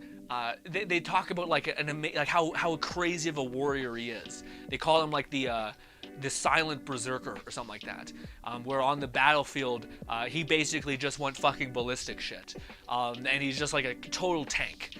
But because we can hear his inner monologue, and we know that all of the dominant soldiers are women, basically, and if they wear this bullshit, the dude's basically just hyper pent up, is the idea. So he gets hyper pent up and is just like, I can't fucking handle anything, and he just goes on a fucking bloodthirsty like march, I guess. Anyways, the story gets even more funny and more kind of like interesting when it's the same premise. It's like it's hilarious, dude, because the story is just an inverse of like social norms, of like, not social norms, of like gender roles or whatever you want to call it. I don't like saying gender roles. It feels like it has a lot of weird context to it. They're like the reverse of tropes we've seen a lot within storytelling. So first of all, but it ends up not being as bad because we're dumb men, essentially, is the idea.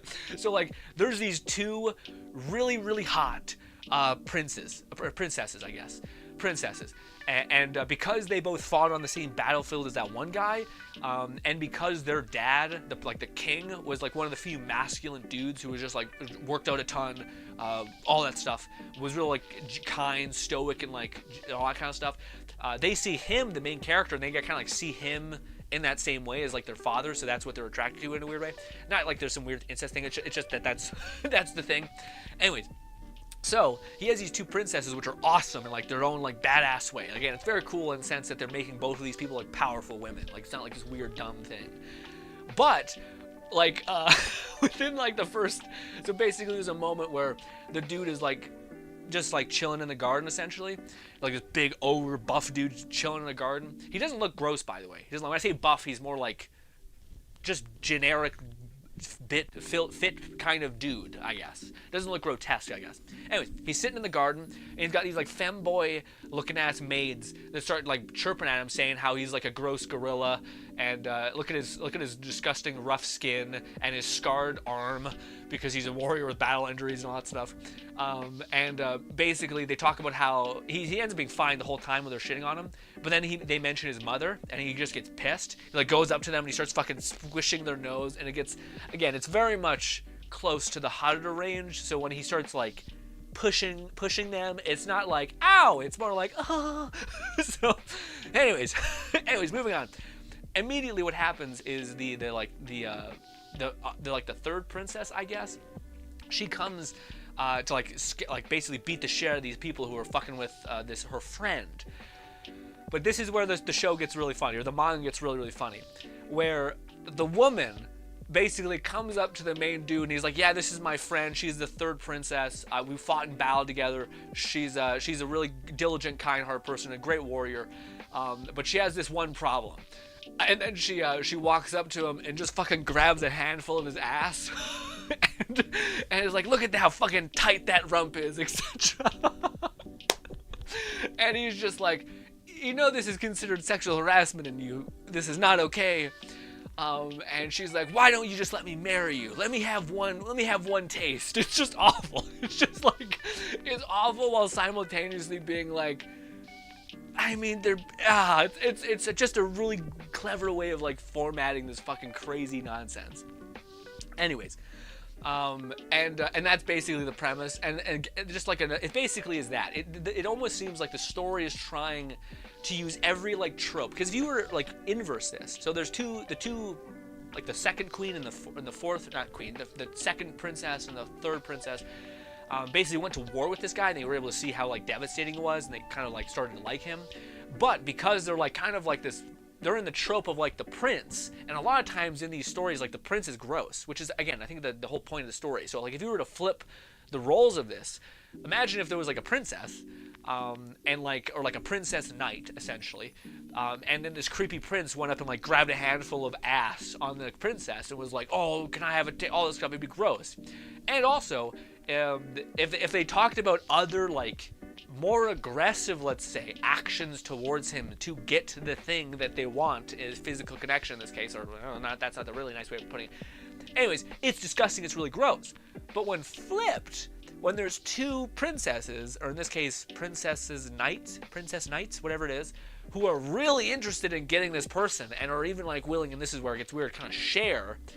It gets the whole premise of the manga is very much like, how much can we get close to the wire of like these tropes whilst making it so that basically this would be a massive problem if it was the inverse. So like if we swapped it and it was a dude instead of a woman, it'd be fucking horrible.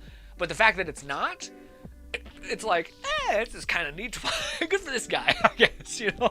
Also, it's not like he's not also jacked, you know. It's not like he can't defend himself either. But yeah, I don't know. I just thought it's definitely drawn in a really hyper risque way. Like it's meant to kind of be, in a lot of ways, I think it's meant to be kind of grotesque in a way of like, man, yeah, good. Grotesque is a strong word. I think it's meant to be like risque, not so like yuck, you know. But it was a damn funny manga. Lone says, tell me, Grin, it's never too much when talking to me. I mean, yeah, the two queens, or the two princesses, sorry. There's like, yeah, the two princesses basically like talk about how they both want the guy basically really badly, and they're like, well, maybe if that's just a line that made me laugh so hard. Or they're like, maybe if we I don't know what it was. Maybe if we do XYZ, he'll go down on us or something like that. But it was like, again, if you think about it in the context of like gross princes, they're like, maybe if we're nice to him, she'll blow us or something like that. But hearing it come from a woman, it just came across as like weirdly like wholesome in a fucked up way. I don't know. Oh, it's such a weird manga. But it also doesn't have that many parts. And also, I can't think of the name of it off the top of my head. I might have to find it at the end of the stream just so you guys aren't yelling at me. But yeah, it shouldn't be that hard to find. Just type in like gender reversal. Don't type in that. Don't type in that. I don't know. Boldy says, laughing. That sounds pretty. Yeah, again, it's also surprising. Like you know when you watch some manga or whatever, and it leans really hard into the harada, where it's just like, dude, just make an actual harada. Don't like do this weird thing where it just feels weird. The manga, I think, is like, it leans on the fact that it is funny, and then it also is a little bit provocative. But it's not so much to where like, dude, just fucking do it. Just make a harada at this point. Like that's all the story is. The story isn't quite that. The story is like this dude trying to like manage his, kind of sounds weird, but it's like a lust essentially, and also trying to find a woman that like isn't gonna cause him problems essentially, because he's also like, I think they imply that he is like isekai to some extent, but not really. Like he was isekai, but then like his mother still raised him like fully. So yeah. My stomach. Lone says, nah, Grin, no backing out now. Lone says, can you send me a link to that, Grin? Asking for a friend. Yeah, I'll try to find it maybe at the end. I hope I can find it. I don't know if I favored it. I should have. I think, yeah, you'll definitely hear about it again. Because it wasn't so provocative that, like, you're seeing tits all the time. But some of them that are weird to me, where it's just like, dude, just make a harada at this point. Why are we constantly doing this weird thing? When just sheer in will, but yeah, exactly. It's a, that's a part of it, where it almost, and again, it's funny because they make it so, it's actually kind of sketchy, because they're like, why are you so, yeah, anyways, but they do make it a point where he's just like, Ken, stop it, please. And again, because like everyone always misunderstands him trying to hold back as like him being a fucking stoic, him really caring about the princess that he's defending, and all this stuff. Fluff says that, so it's an anime interred on drowned matriarchy. Yeah. So there's like a female matriarchy, I guess, and he's like the one masculine dude, I guess, in this whole kingdom a little bit, and it basically the prince, the people of the highest power, like the nobles and all that stuff. They had like the king was like one of the few masculine dudes out there. The queen still ruled everything, by the way. It's not like that's a thing, but they just remember like the dude being like buff, big and kind and caring.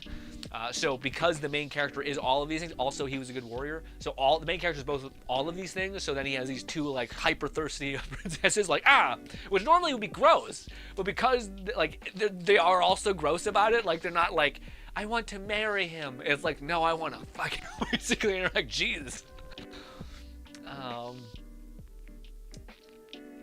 Bolty says the game. That game in the trailer looks so much like yeah, dude. I think it's made by the same guy who made Dragon Ball, and it looks like it's like it's 15 games in one. That's what kind of throws me for a loop. Like there's like a base building element to it. There's like a settlement building. I guess that's the same thing. There's like housing too. There's builds, like combos. Then there's mechs. So there's like your on foot gameplay, and then there's mech gameplay, and it just seems like a lot of things. Boldy says, Faceless. What's good, Faceless? Faceless, you came in at a weird time, Faceless. Faceless says, I can't wait for these games. So far, I'm glad they made Final Fantasy VII Rebirth so open world, and the summoning looks so good. I gotta look up some gameplay. I don't know what you mean by summoning. That sounds interesting. Lone says, I start Nier Automata anime. You did? Was it good? Are you enjoying it? Because you played the game, did you not, Lone? Actually, maybe you didn't. I don't know. I think you did. It was a PlayStation game, I thought.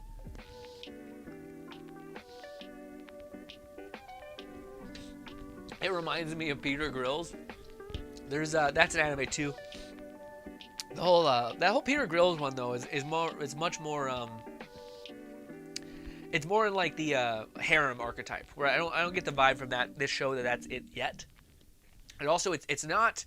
Again, it's like the main, I think the allusion to it is like Peter Grylls is definitely about Haruda. It's about Haruda and like power, basically. Whereas this anime is much more about like comedy and playing with those weird dynamics. And in those dynamics is pretty funny. But if it wasn't in this context, it would be not so funny. You know, which I think is a really interesting actual like storytelling flex, I guess. Love says, in another manga series from Toyama? What's that? Flo says Toyama Cree. Oh yeah, from this one, yeah. Lone says, yes, I did play the game. Yeah. So how is the anime in comparison? Because I always wondered, is it like a good translation of it? Does it work, I guess, or is it kind of, yeah. Also, Red, are you still here, Red? I wanted to ask you something before I lose you, just in case you had to do something today. Yeah, what do you call it? Funny manga, nevertheless. It was a good time. Although I don't know, man. Like there's some people who are annoying about like whenever you see anything kind of risky in manga or in anime, which to me I get. A part of me understands because I do think sometimes it gets to be like it's meaningless. Okay, I was gonna ask you this, Red. I don't know if you've seen the video, Red. Even if you didn't, I'll just tell you, just because I want to get your sense on it. I want to talk to you about it, basically. But basically, the video I made yesterday on the Mind Palace Managed channel was talking about the really cool idea where in the VR space, basically, there has been this underlying thing where basically there's no uniform things in the VR space. So when it comes to VR games, we very rarely have like fully physics bodies, physics world, physics-based worlds, climbing, swinging, swimming, avatar changing, hand positions, so infinite hand grabs. We very rarely have things like strength scaling stats. We don't have things like NPCs really working really well. All these things are like very odd. Like you'll find one game that has two of these and then nothing else. So a big issue with the VR space is basically trying to get a really, really good baseline. Now, Bone Lab has talked about this a lot. I'm not sure you guys remember me talking about this throughout the months that Bone Lab mentioned this. But basically, Bone Lab's whole plan was let's basically make our Bone Lab Marrow engine something that people can develop on. So we're going to basically make it so that it's a whole ass creation kit that people can develop games, and then they can license, give us a license for it or whatever, and then we can make a residual on that game. Good. And now we have like a baseline for the VR space where you can get physics, you can get all the stuff just bog standard just by using this engine. Awesome idea. Should have should increase the like overall comfort factors that a lot of people associate with both of those games. Good. But they made it sound like it was very, very far away. Whereas there's this new company that I think was funded by Sony to basically make this new thing, to reboot a game that was already successful on the PlayStation VR 1. So they basically got a bunch of money to remaster this. So they had basically rebuilt that game in Unreal Engine 5, the newest Unreal Engine. But what was really interesting, what I wanted to ask Red about, and I think maybe I should wait for Red to watch that video, maybe. Anyways, but basically, they are basically making it so that all of the things. So Stress Level Zero was trying to make a brand new engine where they could basically have a baseline for VR with all the mechanics we love.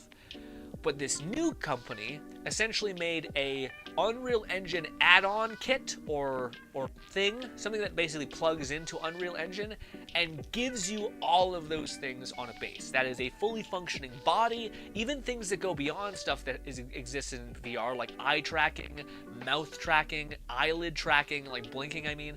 They also have NPCs that dynamically react to you, aka look you in the eye when you're there. We'll actually be able to like react to stuff that you're holding. We'll be able to react when you do something to them, like point a gun at them or something like that. So all these features. They also have like basically a bunch of features. And I really wanted to ask people who I wanted to get some feedback on: is this as big of a deal as I think it is? Because I'm not a developer. Red has messed around a lot with Unreal Engine, has to me started to get like a really good understanding of like development in some capacity.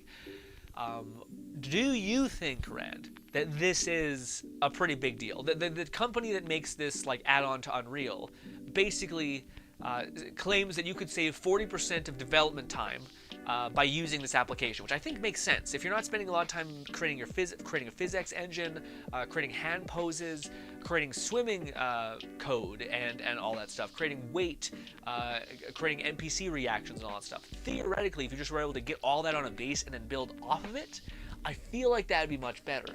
But this is the thing that I thought of you when I was thinking about this, Red, because I remember you telling me how Unreal Engine is actually like pretty fucking incredible. Not only for modding, but just in general. And to me, instead of the idea for this answer of this question of like having a good baseline in the VR space, instead of making a brand new VR engine from the ground up, why not basically attach yourself to the like ever-growing entity that is Unreal? Like Unreal continues to basically just pump out more tools, better answers to questions like rendering and things like that. A polygonal rendering and stuff like that, to where, to me, it seems like a really good idea to kind of find a way to become a parasite in a weird way, or a symbiote, I guess, in a way, so that you can leverage all of the like infinite money that Unreal is going to pump into developing video games by just basically making an extension that plugs into that massive powerhouse already. Where I feel like creating like a brand new engine from the ground up, I mean, maybe Stress Level Zero is like the best fucking engine developer we've ever seen. Maybe. I mean, frankly, Boneworks looks pretty impressive, so maybe. But I feel like that's a better answer, you know? Because I don't know if you're ever going to be able to compete with Unreal Engine's copious amounts of money. And I also could see Unreal Engine being like, you're making our Unreal Engine much more valuable. Here's like a grant. Here's like an investment, basically. Yeah, keep improving all the mechanics that you've been doing. Do more of that, because it just makes our thing more valuable. And hell, they may even buy them up if they're that good, you know. But we'll have to see. All right, Red says. Also, before I get to that, let me quickly catch up on chat, because I know it's gonna shoot by me. Faces says summoning gods of element to fight you will help. Also 3 weeks, and Dragons and Dogma is out. What? And Dragon's Dogma is out, and when we'll wait for Dragon Balls. But wait.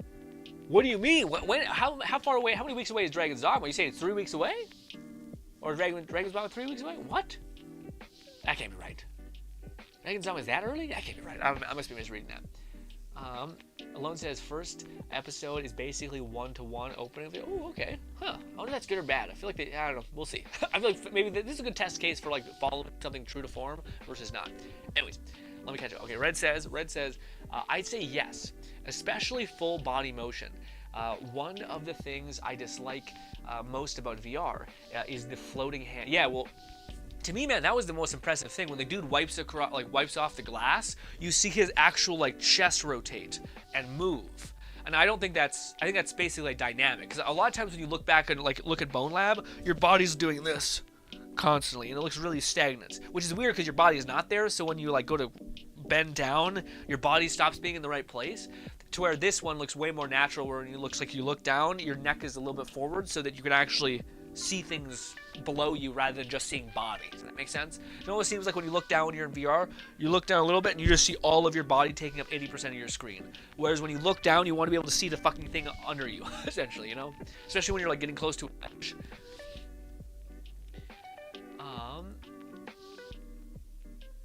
Red says the closest VR gets to SAO, the better. Not including the dying part. yeah. Boldy says, I wouldn't mind the dive. Why? Why?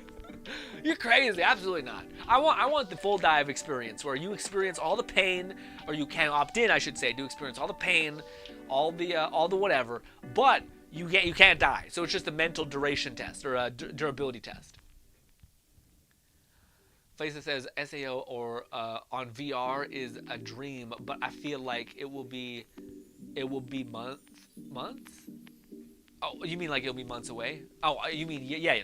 I also think that the whole full dive kind of thing will be a possibility, but I don't know. A part of me also wonders, dude. I mean, I didn't really talk to you guys about this, but did you guys see? I mean, I'm real behind on this, but did you guys see the video stuff for AI? I don't want to. I know some people are probably gonna be like rolling their eyes, but that was insane. That was insane to me. In a year, it went from Will Smith eating spaghetti looking like a fucking abomination to exceptionally like realistic looking environments, to me at least. Not all of them, but enough to be like, yeah. You know, a lot of people say like, what will this be like in 2 years? That's a fucking shocking leap, man, to me, where I'm like, damn. I don't know if it keeps on keeping on, then a lot of stuff feels like the timeline of stuff is getting smaller and smaller and smaller, which people have always said about like what is it called, singularity, where like if you discover one technology, it leads you to finding the other 6, and then that other 6 can help you find the other 2, and then it all detonates at once. So if you develop AI will help you develop supercomputers. If supercomputers are developed, it'll help you do all these other things. Or if you develop supercomputers, supercomputers can theoretically help you develop AI, and so on and so forth. If you develop a really good graphics card, that graphics card could be used for this and that, and it snowballs in this weird way. Well, Fluff says DD2 coming out in 22nd of March. So it sounds like a couple months away still. We're on February, right? Maybe it's just 2 months. I don't know. Red says, while I think SEO VR will happen someday, not in a lifetime. No, I think it could. Well, it depends. I think it definitely could. Honestly, I would be willing to say it's probably, at least in my head, I'd say it's probably 60 years, and that's, I think, an overshoot. No, yeah, I mean, I think less. I think if I would be like the smallest, I think it'd probably be, guys, I don't even think you can comprehend, like, all that we've attained within 30 years. You know? Like, that's insane. Like the internet was still okay, you know, streaming, VR wasn't even a thing, you know. Well, I guess VR was kind of like a weird, like Nintendo dumb thing, but sure, right.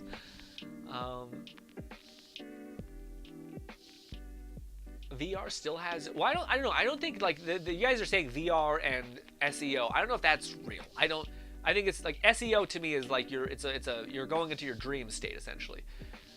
If we're talking about like Ready Player One, then that makes more sense. But like the SEO thing, by definition, isn't really VR. It's like you're going inside your brain. You're not interacting in the physical world, even faking it. Yeah, yeah.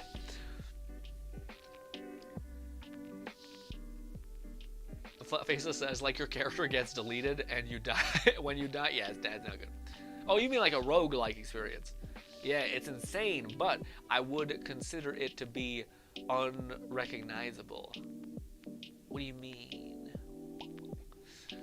Bodhi says, I don't think AI will be only good result. It will obviously also create a lot of trash.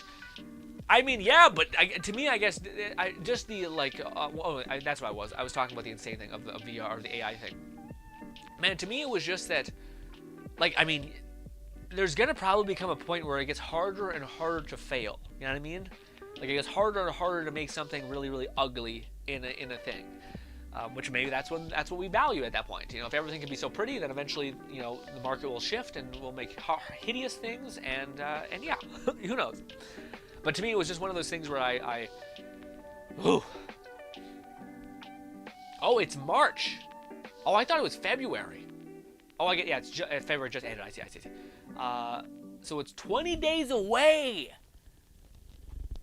till we get Dragon's Dogma. That's crazy. Man, I'm in a haze. I'm in a deeply conceited haze. I thought it was not that far away. Or not that close, sorry. Not close, yeah. Like, I don't think I mean, yeah, man, to me, to me, when I see the AI thing and then, like, the whole thing, to me, it makes me be like, man, I really should definitely try to, like, learn this, because it just seems so useful, but also I've gotten in there enough to know it's not as easy as people think. It's, like, a lot of clunky interfacing, and I do think a part of it could probably be, like, you know, being, like, understanding understanding how to use the internet back in the day versus someone who has no idea. It's something I think we're all going to eventually have to learn, and probably will get easier over time, but I think the people who learn it right at the hop could probably gain a lot from it. But it's also like learning a new thing, and that's kind of like a lot, you know?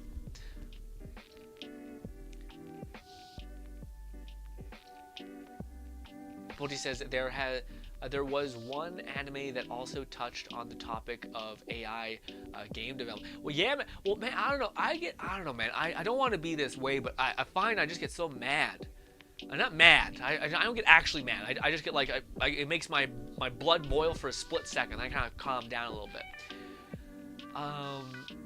It was good. A lunch. It's good lunch. But what do you call it? Yeah, it makes me a little frustrated though when I see a bunch of people talk about, like, people are people are getting really upset that Palworld used AI. And people were like, they're taking our jobs or whatever in just this stupid way. And to me, it's so frustrating. Again, I always talk to you guys about it, but it's the same, like, feeling I have back when people were talking about how AI is stealing art and all these things, and how, like, technology is XYZ. And to me, it's just so unbelievably selfish in a sense, because I remember back in the day, I always say this, back in the day when truck drivers were getting, were like one of the first things people thought were going to get replaced, truck drivers. And they were like protesting, like, this isn't fair. Like, we've always tried to take care of people. Like, this is our whole job. We've sacrificed, like, time away from our families just to be able to deliver things that you use every day. The fact that we're not having a job just because technology is getting good enough to where self-driving cars could be a thing and so on, that's ridiculous. And then people's response was, learn to code, idiot. Go back to college and learn how to do an actual skill like coding. And guess what? The first thing that goddamn AI is coming to collect when it comes to that coding, anything like that, any sort of, like, things that people used to think were totally okay. But my point is that no one came to defend and said, hey, when those people that are suffering, now let's stop technology, even though I'm going to have a lesser, shittier life because technology isn't going to be there, but let's stop it for my neighbor. No, of course you don't do that. You do it because when it starts to affect you, which in that case, you have to exist in the world where it's like, hey, I have to follow the advice that I gave. I have to learn a new skill or learn how to do this thing better, or I agree that what I learned is no longer nearly as valuable, which is why learning for your entire life is extremely important for you to believe. Lifelong learning, etc. But to me, it's really frustrating when I see people be like, oh, AI can't possibly take my job because it shouldn't. But yet all the other times when people were manufacturing was developed back in the 80s or something for like canned food and stuff like that, and all the worker lines, assembly lines were gone, that's when they got replaced. Why didn't we stop then? Why, when it comes to you, is it time to stop?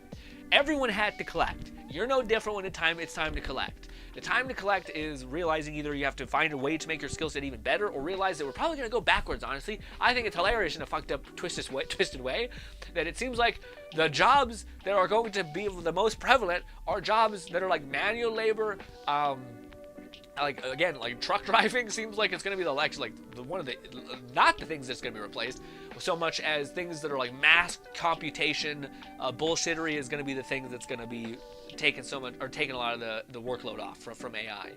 And all these things like robots are like complicated, they break down.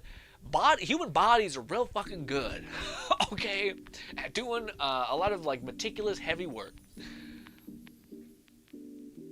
I do recommend picking up DD2 through them if you haven't already. What's DD2 again? What's that? Fluff?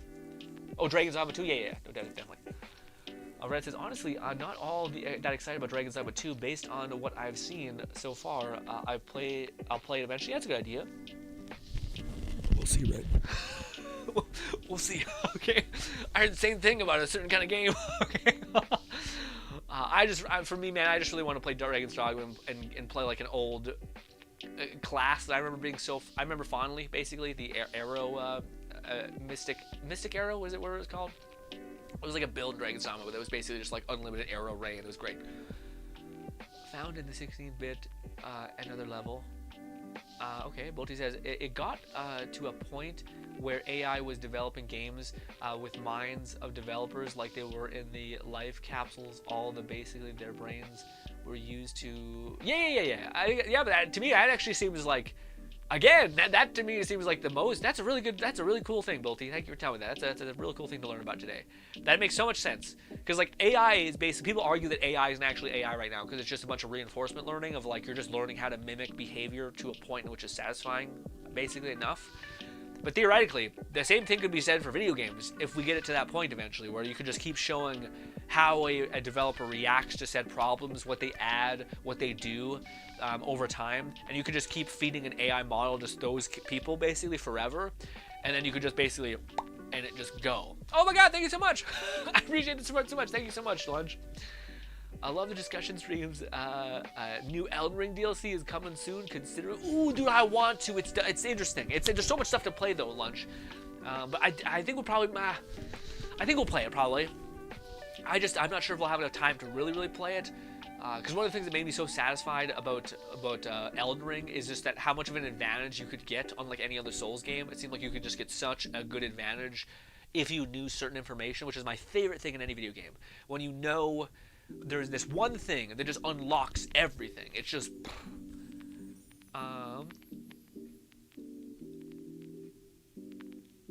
Oh, yeah, Bolty. Yeah, Bolty was saying that, yeah, and the AI thing. I just don't want to lose any comments. Sorry, I was trying to catch him on the chat before yeah. And the main character kidnapped by someone who used a voice AI on her friend at some point. Ooh, that's not great. Flo says, I mean, AI won't be able to do everything itself. We need engineers and hardware to maintain it. Yeah. But again, I think it's funny though, Fluff, because I think a lot of people, like for a while, we were like, all the manufacturing jobs and the Amazon things and all that stuff was going to be completely AI or machine driven, and that's where we're going to be replaced. Whereas the more I think about the future, especially with the whole weird AI thing, it seems like all the things that people thought were going to be like, there's no way this can be a thing.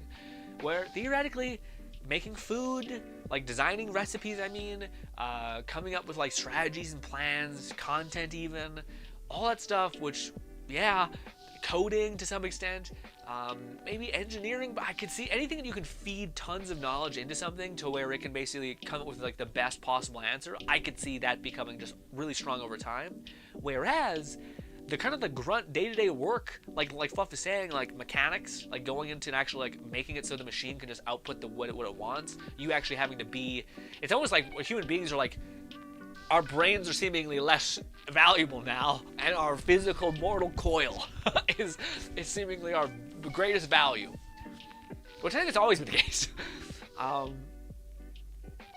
Alone says, woohoo, Elden Ring coming back. Yeah, man, oh yeah, back on the Elden Ring thing. I don't know. I can pull it up right now. Give me a minute. Oh, my body. Oh, my legs. Oh, where is it? Full face scan. There we Alright, I have it here in my playlist somewhere. There it is. Elden Ring DLC. I'm ahead of the game. Not right, I'm on the current step of the game, I should say. Alright. So this is the new DLC, if I'm not mistaken. It looks very neat. I don't know, man. Elden Ring is so good. It's so good. It's one of those things where, again, if I could just pause time, play a game, boom. I still wanted to go back and play a Dex build, and have like the Blood Dex build. Although I'm not that good. I'm not good enough to have the Dex build, but I always loved the twin blades, basically.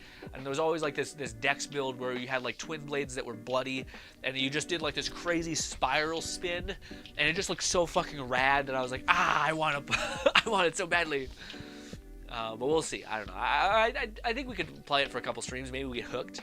But there's just so much stuff to play. Like, I always like throwing a VR stream in there with you guys just because we have a VR channel, so it feels weird not to cover VR at all. We're also covering a lot of Power World, so we're not doing any Power World, and it's like, goddamn it.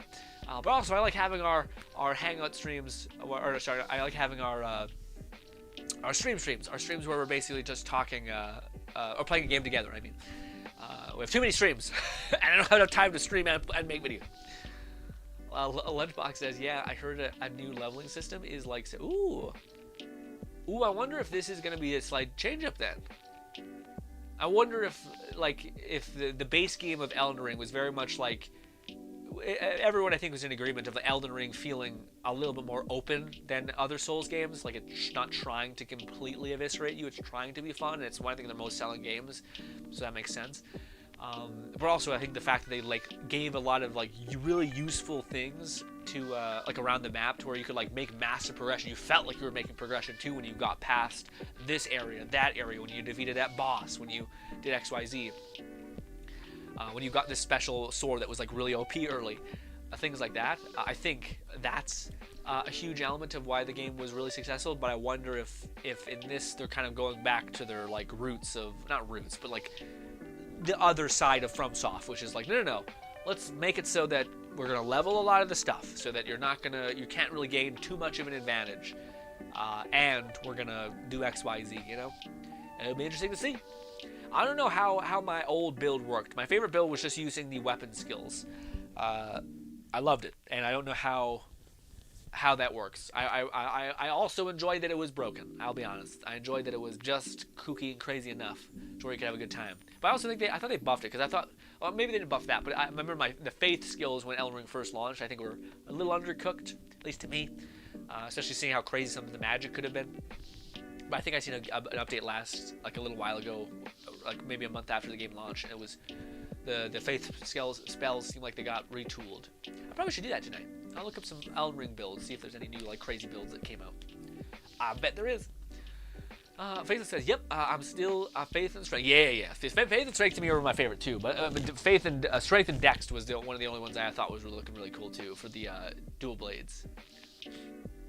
I was a little sad by some of the dual blades were not very good. It took a lot of, that was the only thing I had about Elden Ring that I thought was kind of bullshit sometimes, is you had to go ape shit. You had to go fight this weird niche boss, the guardian of the steppes or some shit, and it would give you the most garbage, or sorry, give you a weapon, but it wasn't good enough at all. It was not much better than your bog standard weapon. So I was I fucking died for this? I died 50 times for a okay dual blade that had a specific element variant. Rough. Lunch says, I'm hyped for the martial... Ooh, there's martial arts. I didn't know that. What do you mean? What do you mean by that, Lunch? Martial arts? So, is there fist combat? Oh, I wonder how that'll be. Are you doing backflips and jump kicks and shit? Ooh, that'll be crazy if that's the case. That'd be straight wild if you're doing that. Lunch says, in Dark Souls, I always favored pyromancy. Yeah. Where there isn't a lot of that in ER. Yeah, that's true.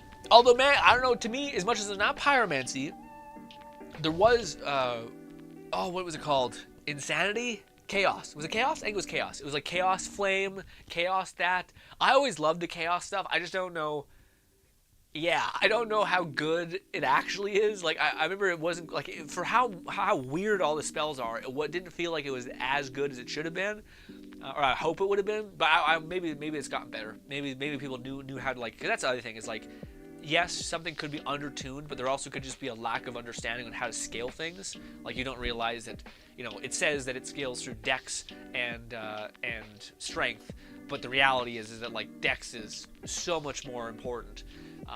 Or yes, it scales off of strength or dex, sorry, but strength is like it basically equals out. So why not just have a strength with every other weapon and then also a little bit of strength on the weapon getting bonus, something like that, like weird like scaling things. It's shown during the trailer. Oh, I did not notice. There's so much flashing things.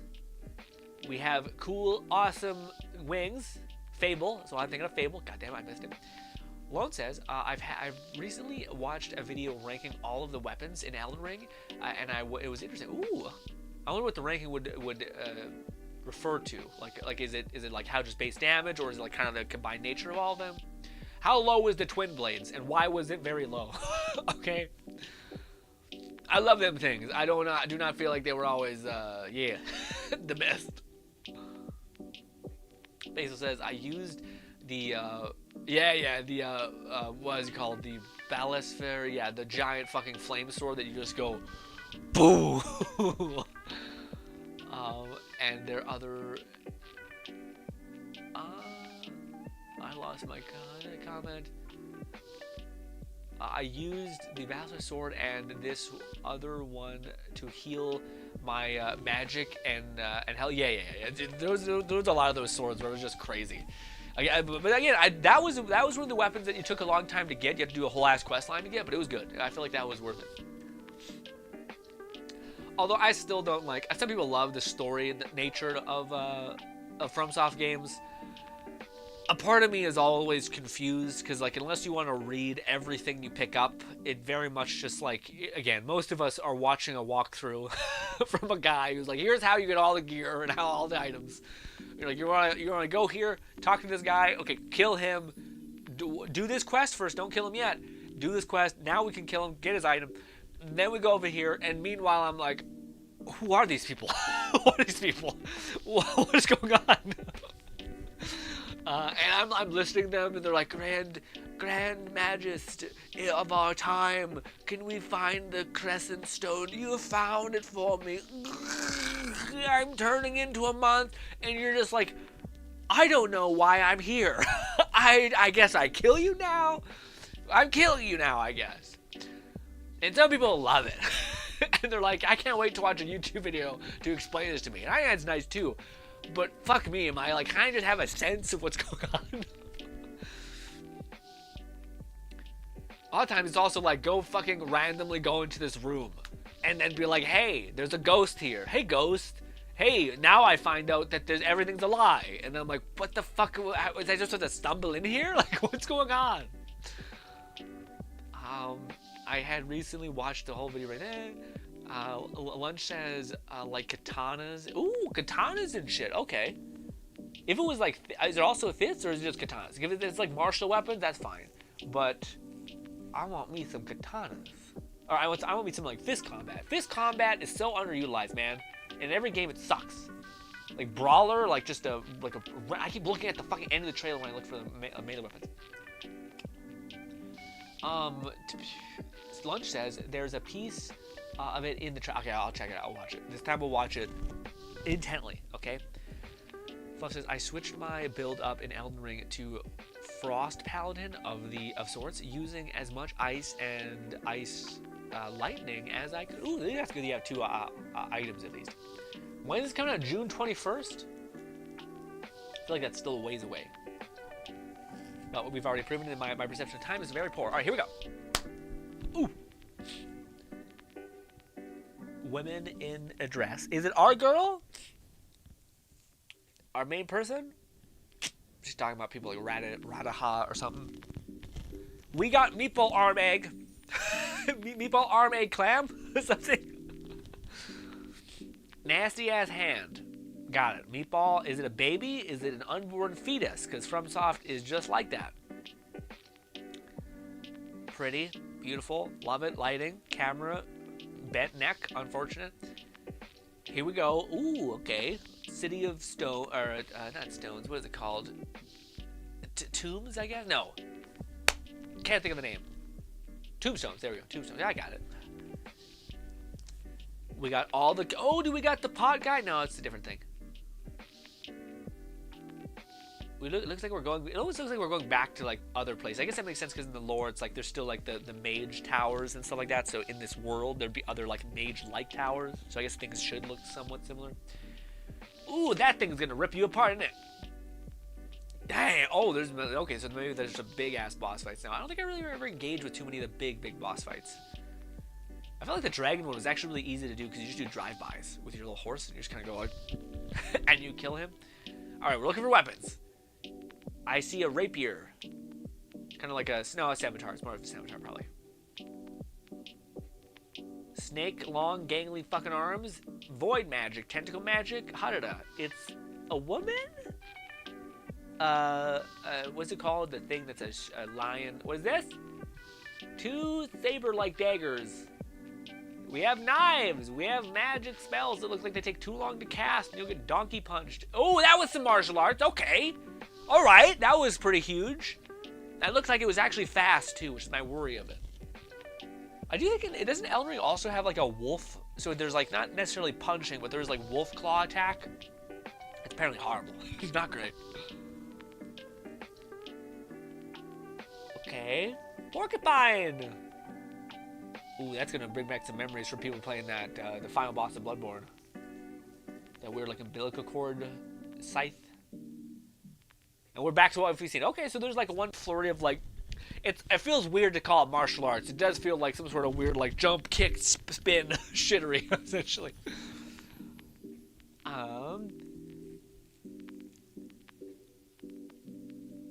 Lunch says Chaos was pretty dope. Yeah, I know. Chaos to me was again, like I mentioned. I wonder if I want to go back and see some like good Chaos builds. I hope there are some good like Elden Ring builds out there. I'll try to find some today because that's just interesting. I think.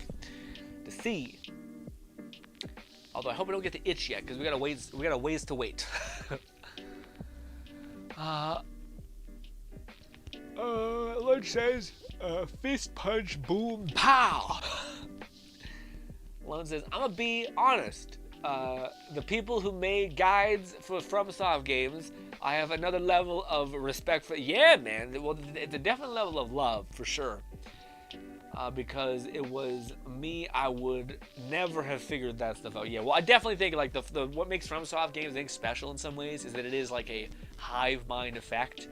Like if you ever just want to be overwhelmed like crazy or feel awesome about it, if you go to any sort of like FromSoft Reddit or like Elden Ring Reddit or anything, it is just like all that. It's just streams. I think that's why like whenever there's a FromSoft game, it always does well, is because everyone is like collectively just trying to like understand the game, and I think Elden Ring would put it above everything else, was that you could get a huge advantage.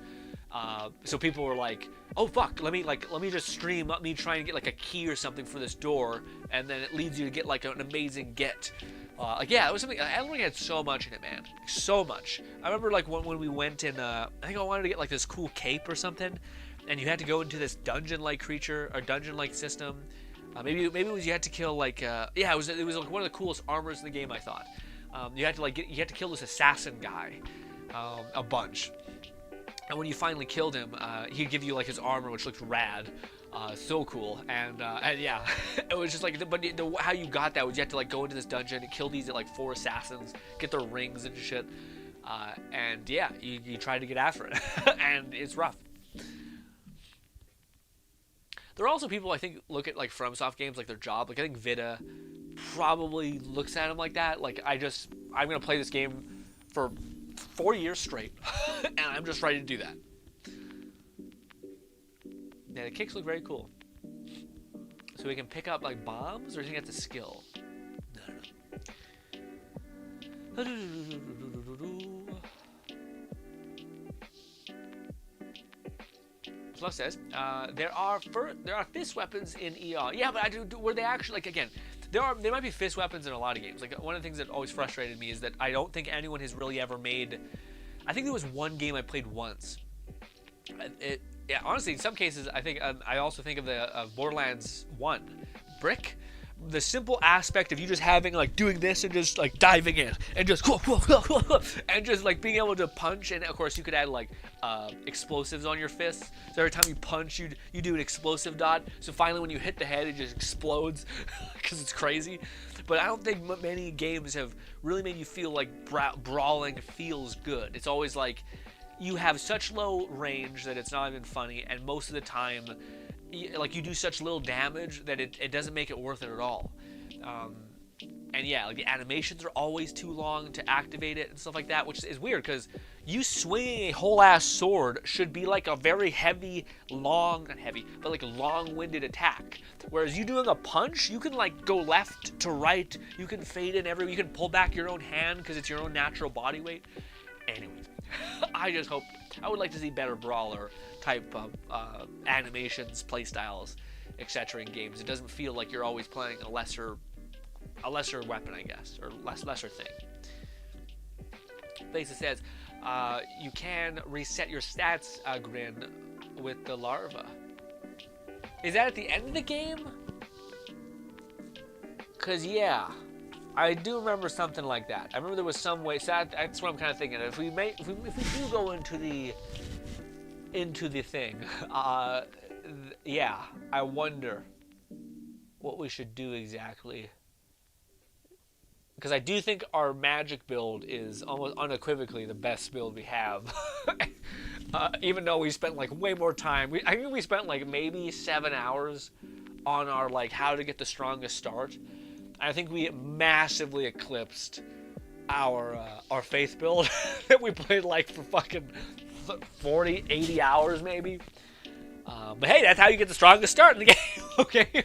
So it worked, but I don't know, like, if we do get back into Elden Ring, which now that we're talking about it, it makes me want to more as far as, like, when the DLC comes out. But if I see, like, a cool build, I might be like, oh, fuck, maybe I go and try to reset my build, but which character do I do it on? I don't know. I thought there was a reason why you could theoretically reset your build, but it didn't actually do that, like, some weird way, some weird thing. Maybe it was that you had to, like, level up your weapons again, but that shouldn't be a problem. I don't know. Lo says, it unlocks after the second story boss. We probably did that then. I thought we, well, maybe not. I think we did, no, I don't know. I don't know what the second story boss is. I think we did I think we did the second story boss, the one that's like in that like weird Knights of the Round, not table, like it's more of like a wide open area, I guess. Lunchbox says, after defeating the Renala, you can speak with her as an NPC, chat with Renala, use until she brings up a menu, which allows you to select the. Is that the woman who lets you sleep in her lap? Because I never did that. I know that people have talked about a lot of like what men want is truly disgusting, and then it was just laying in a woman's lap after a hard day and being like, yeah, this is nice. This is very sweet, actually. Lone says, you might want to look into a grid because there have been some buffs and nerfs. I don't know. Ooh, yeah, okay. That's why I think it'd be nice. Just needs to see the builds. I want to do that with Cyberpunk too. This might be just an entertainment day of builds, but not really. I have to do a lot of other things. But anyways. You'll need to reset your stats to whatever starter class you pick and refund the runes to relocate as you prefer. Maybe that's what it was. I don't know. I remember like when the game just was out, I thought there was some reason why respecing didn't really work. Like I'm not sure what it was. If it was like you have certain buffs, I don't know. Maybe that was always the case, and I just didn't know. Faceless says it resets all your stats, so you can do magic, dex, whatever. Classes only matter for start or purist. Oh, is that what it was? Oh, right, that was what it was. It was like how you start the game. You initially have like an inclination towards a certain thing. That's what it was. That's a different NPC. Renala is the boss at Luke. Did we get to her, Fluff? Do you remember? I remember we killed the first boss. Then we went to like the city with the right beside the Eld tree We killed the one guy. We went to the tree and we found out that we couldn't do anything. And then we went and killed Radaha. And then I don't remember what happened next. What happened next? Oh, and then we started making our way to the giants, in which I didn't get to. That's where I stopped, which is unfortunate. I wonder how many good builds there are in that game. I don't mean to be like good builds. I mean like I know there's like a whip. Like I want to see what like an actual good whip build looks like. I wonder what an actual good bow build looks like. I wonder if that's actually a thing or if it's like, no. Some of them are always just kind of like, not as crazy as you'd hope. Flop says Elden Ring, Hogwarts, essentially. What do you mean? What do you mean? You mean our strongest starter? What does that mean? Flo says you may have skipped her, but it's the boss immediately after Godric and Gref. Ooh, maybe then. Shit. That explains a lot. That explains why I haven't reset myself. But shit. Oh, well, ladies and gentlemen, this was one hell of a stream. I'm not sure if you guys are into it. There's a video on the My Palace Manor channel. If you happen to like Honkai anything, there's a video. I upload 2 videos on the My Palace Manor channel, and I gotta goddamn upload a video on the GRINN channel for Power World, but I have been slacking. So hopefully I'll do that today after I do a little bit of other stuff today. But wish me luck, ladies and gentlemen. I hope you guys also enjoy the rest of your day. This was an amazing stream. I had a fucking blast. I love our stream so much. It's like the highlight of my week, just hanging out with you guys, talking, shooting the shit, etc. Lunch says, did GRINN play Hogwarts? We did. We played a shit ton of Hogwarts. We actually kind of broke the game a little bit. I don't know what we did. Oh, wait, we had a cabbage build. We knew how to do some enchanting, and that was the best. Dude. Yeah. I don't know, man. It's funny because I really loved Hogwarts Legacy. It was like such a fun game to play. I'm happy we played it together. It was a good time. But, not together, but like we played it all at the same time. But I look back on that game, man, and a little part of me thinks, I hope the next one, which definitely is going to be next one, I hope the next one is everything we hoped it would be, you know? Because I do, yeah. I did, like, to me it would be awesome to be able to go to classes, like bully, specialize in certain things, and get after it in that way. But anyways, yeah, I really look back at Hogwarts and I think, because again, I love our cabbage build that we like basically one-tapped everything. It was super fun and funny. But it'd be cooler to extend that, to like just go all in to being like, I'm a student at Hogwarts and I just went ham into herbology. I can make plant gods, okay? And that's it. I have a whole ass factory in my workshop, just plants, ravaging and killing as much as possible. Plants are the shit, bang. We don't have that, unfortunately. But hopefully the sequel can. We'll see. I worry. But ladies and gentlemen, love you bits. Hope I can see you again. And see you on Thursday. Goodbye, my friends. Also expect expect Power World somewhere in there, okay? We'll see. Yeah, we'll see. Anyways, love you guys. Bye.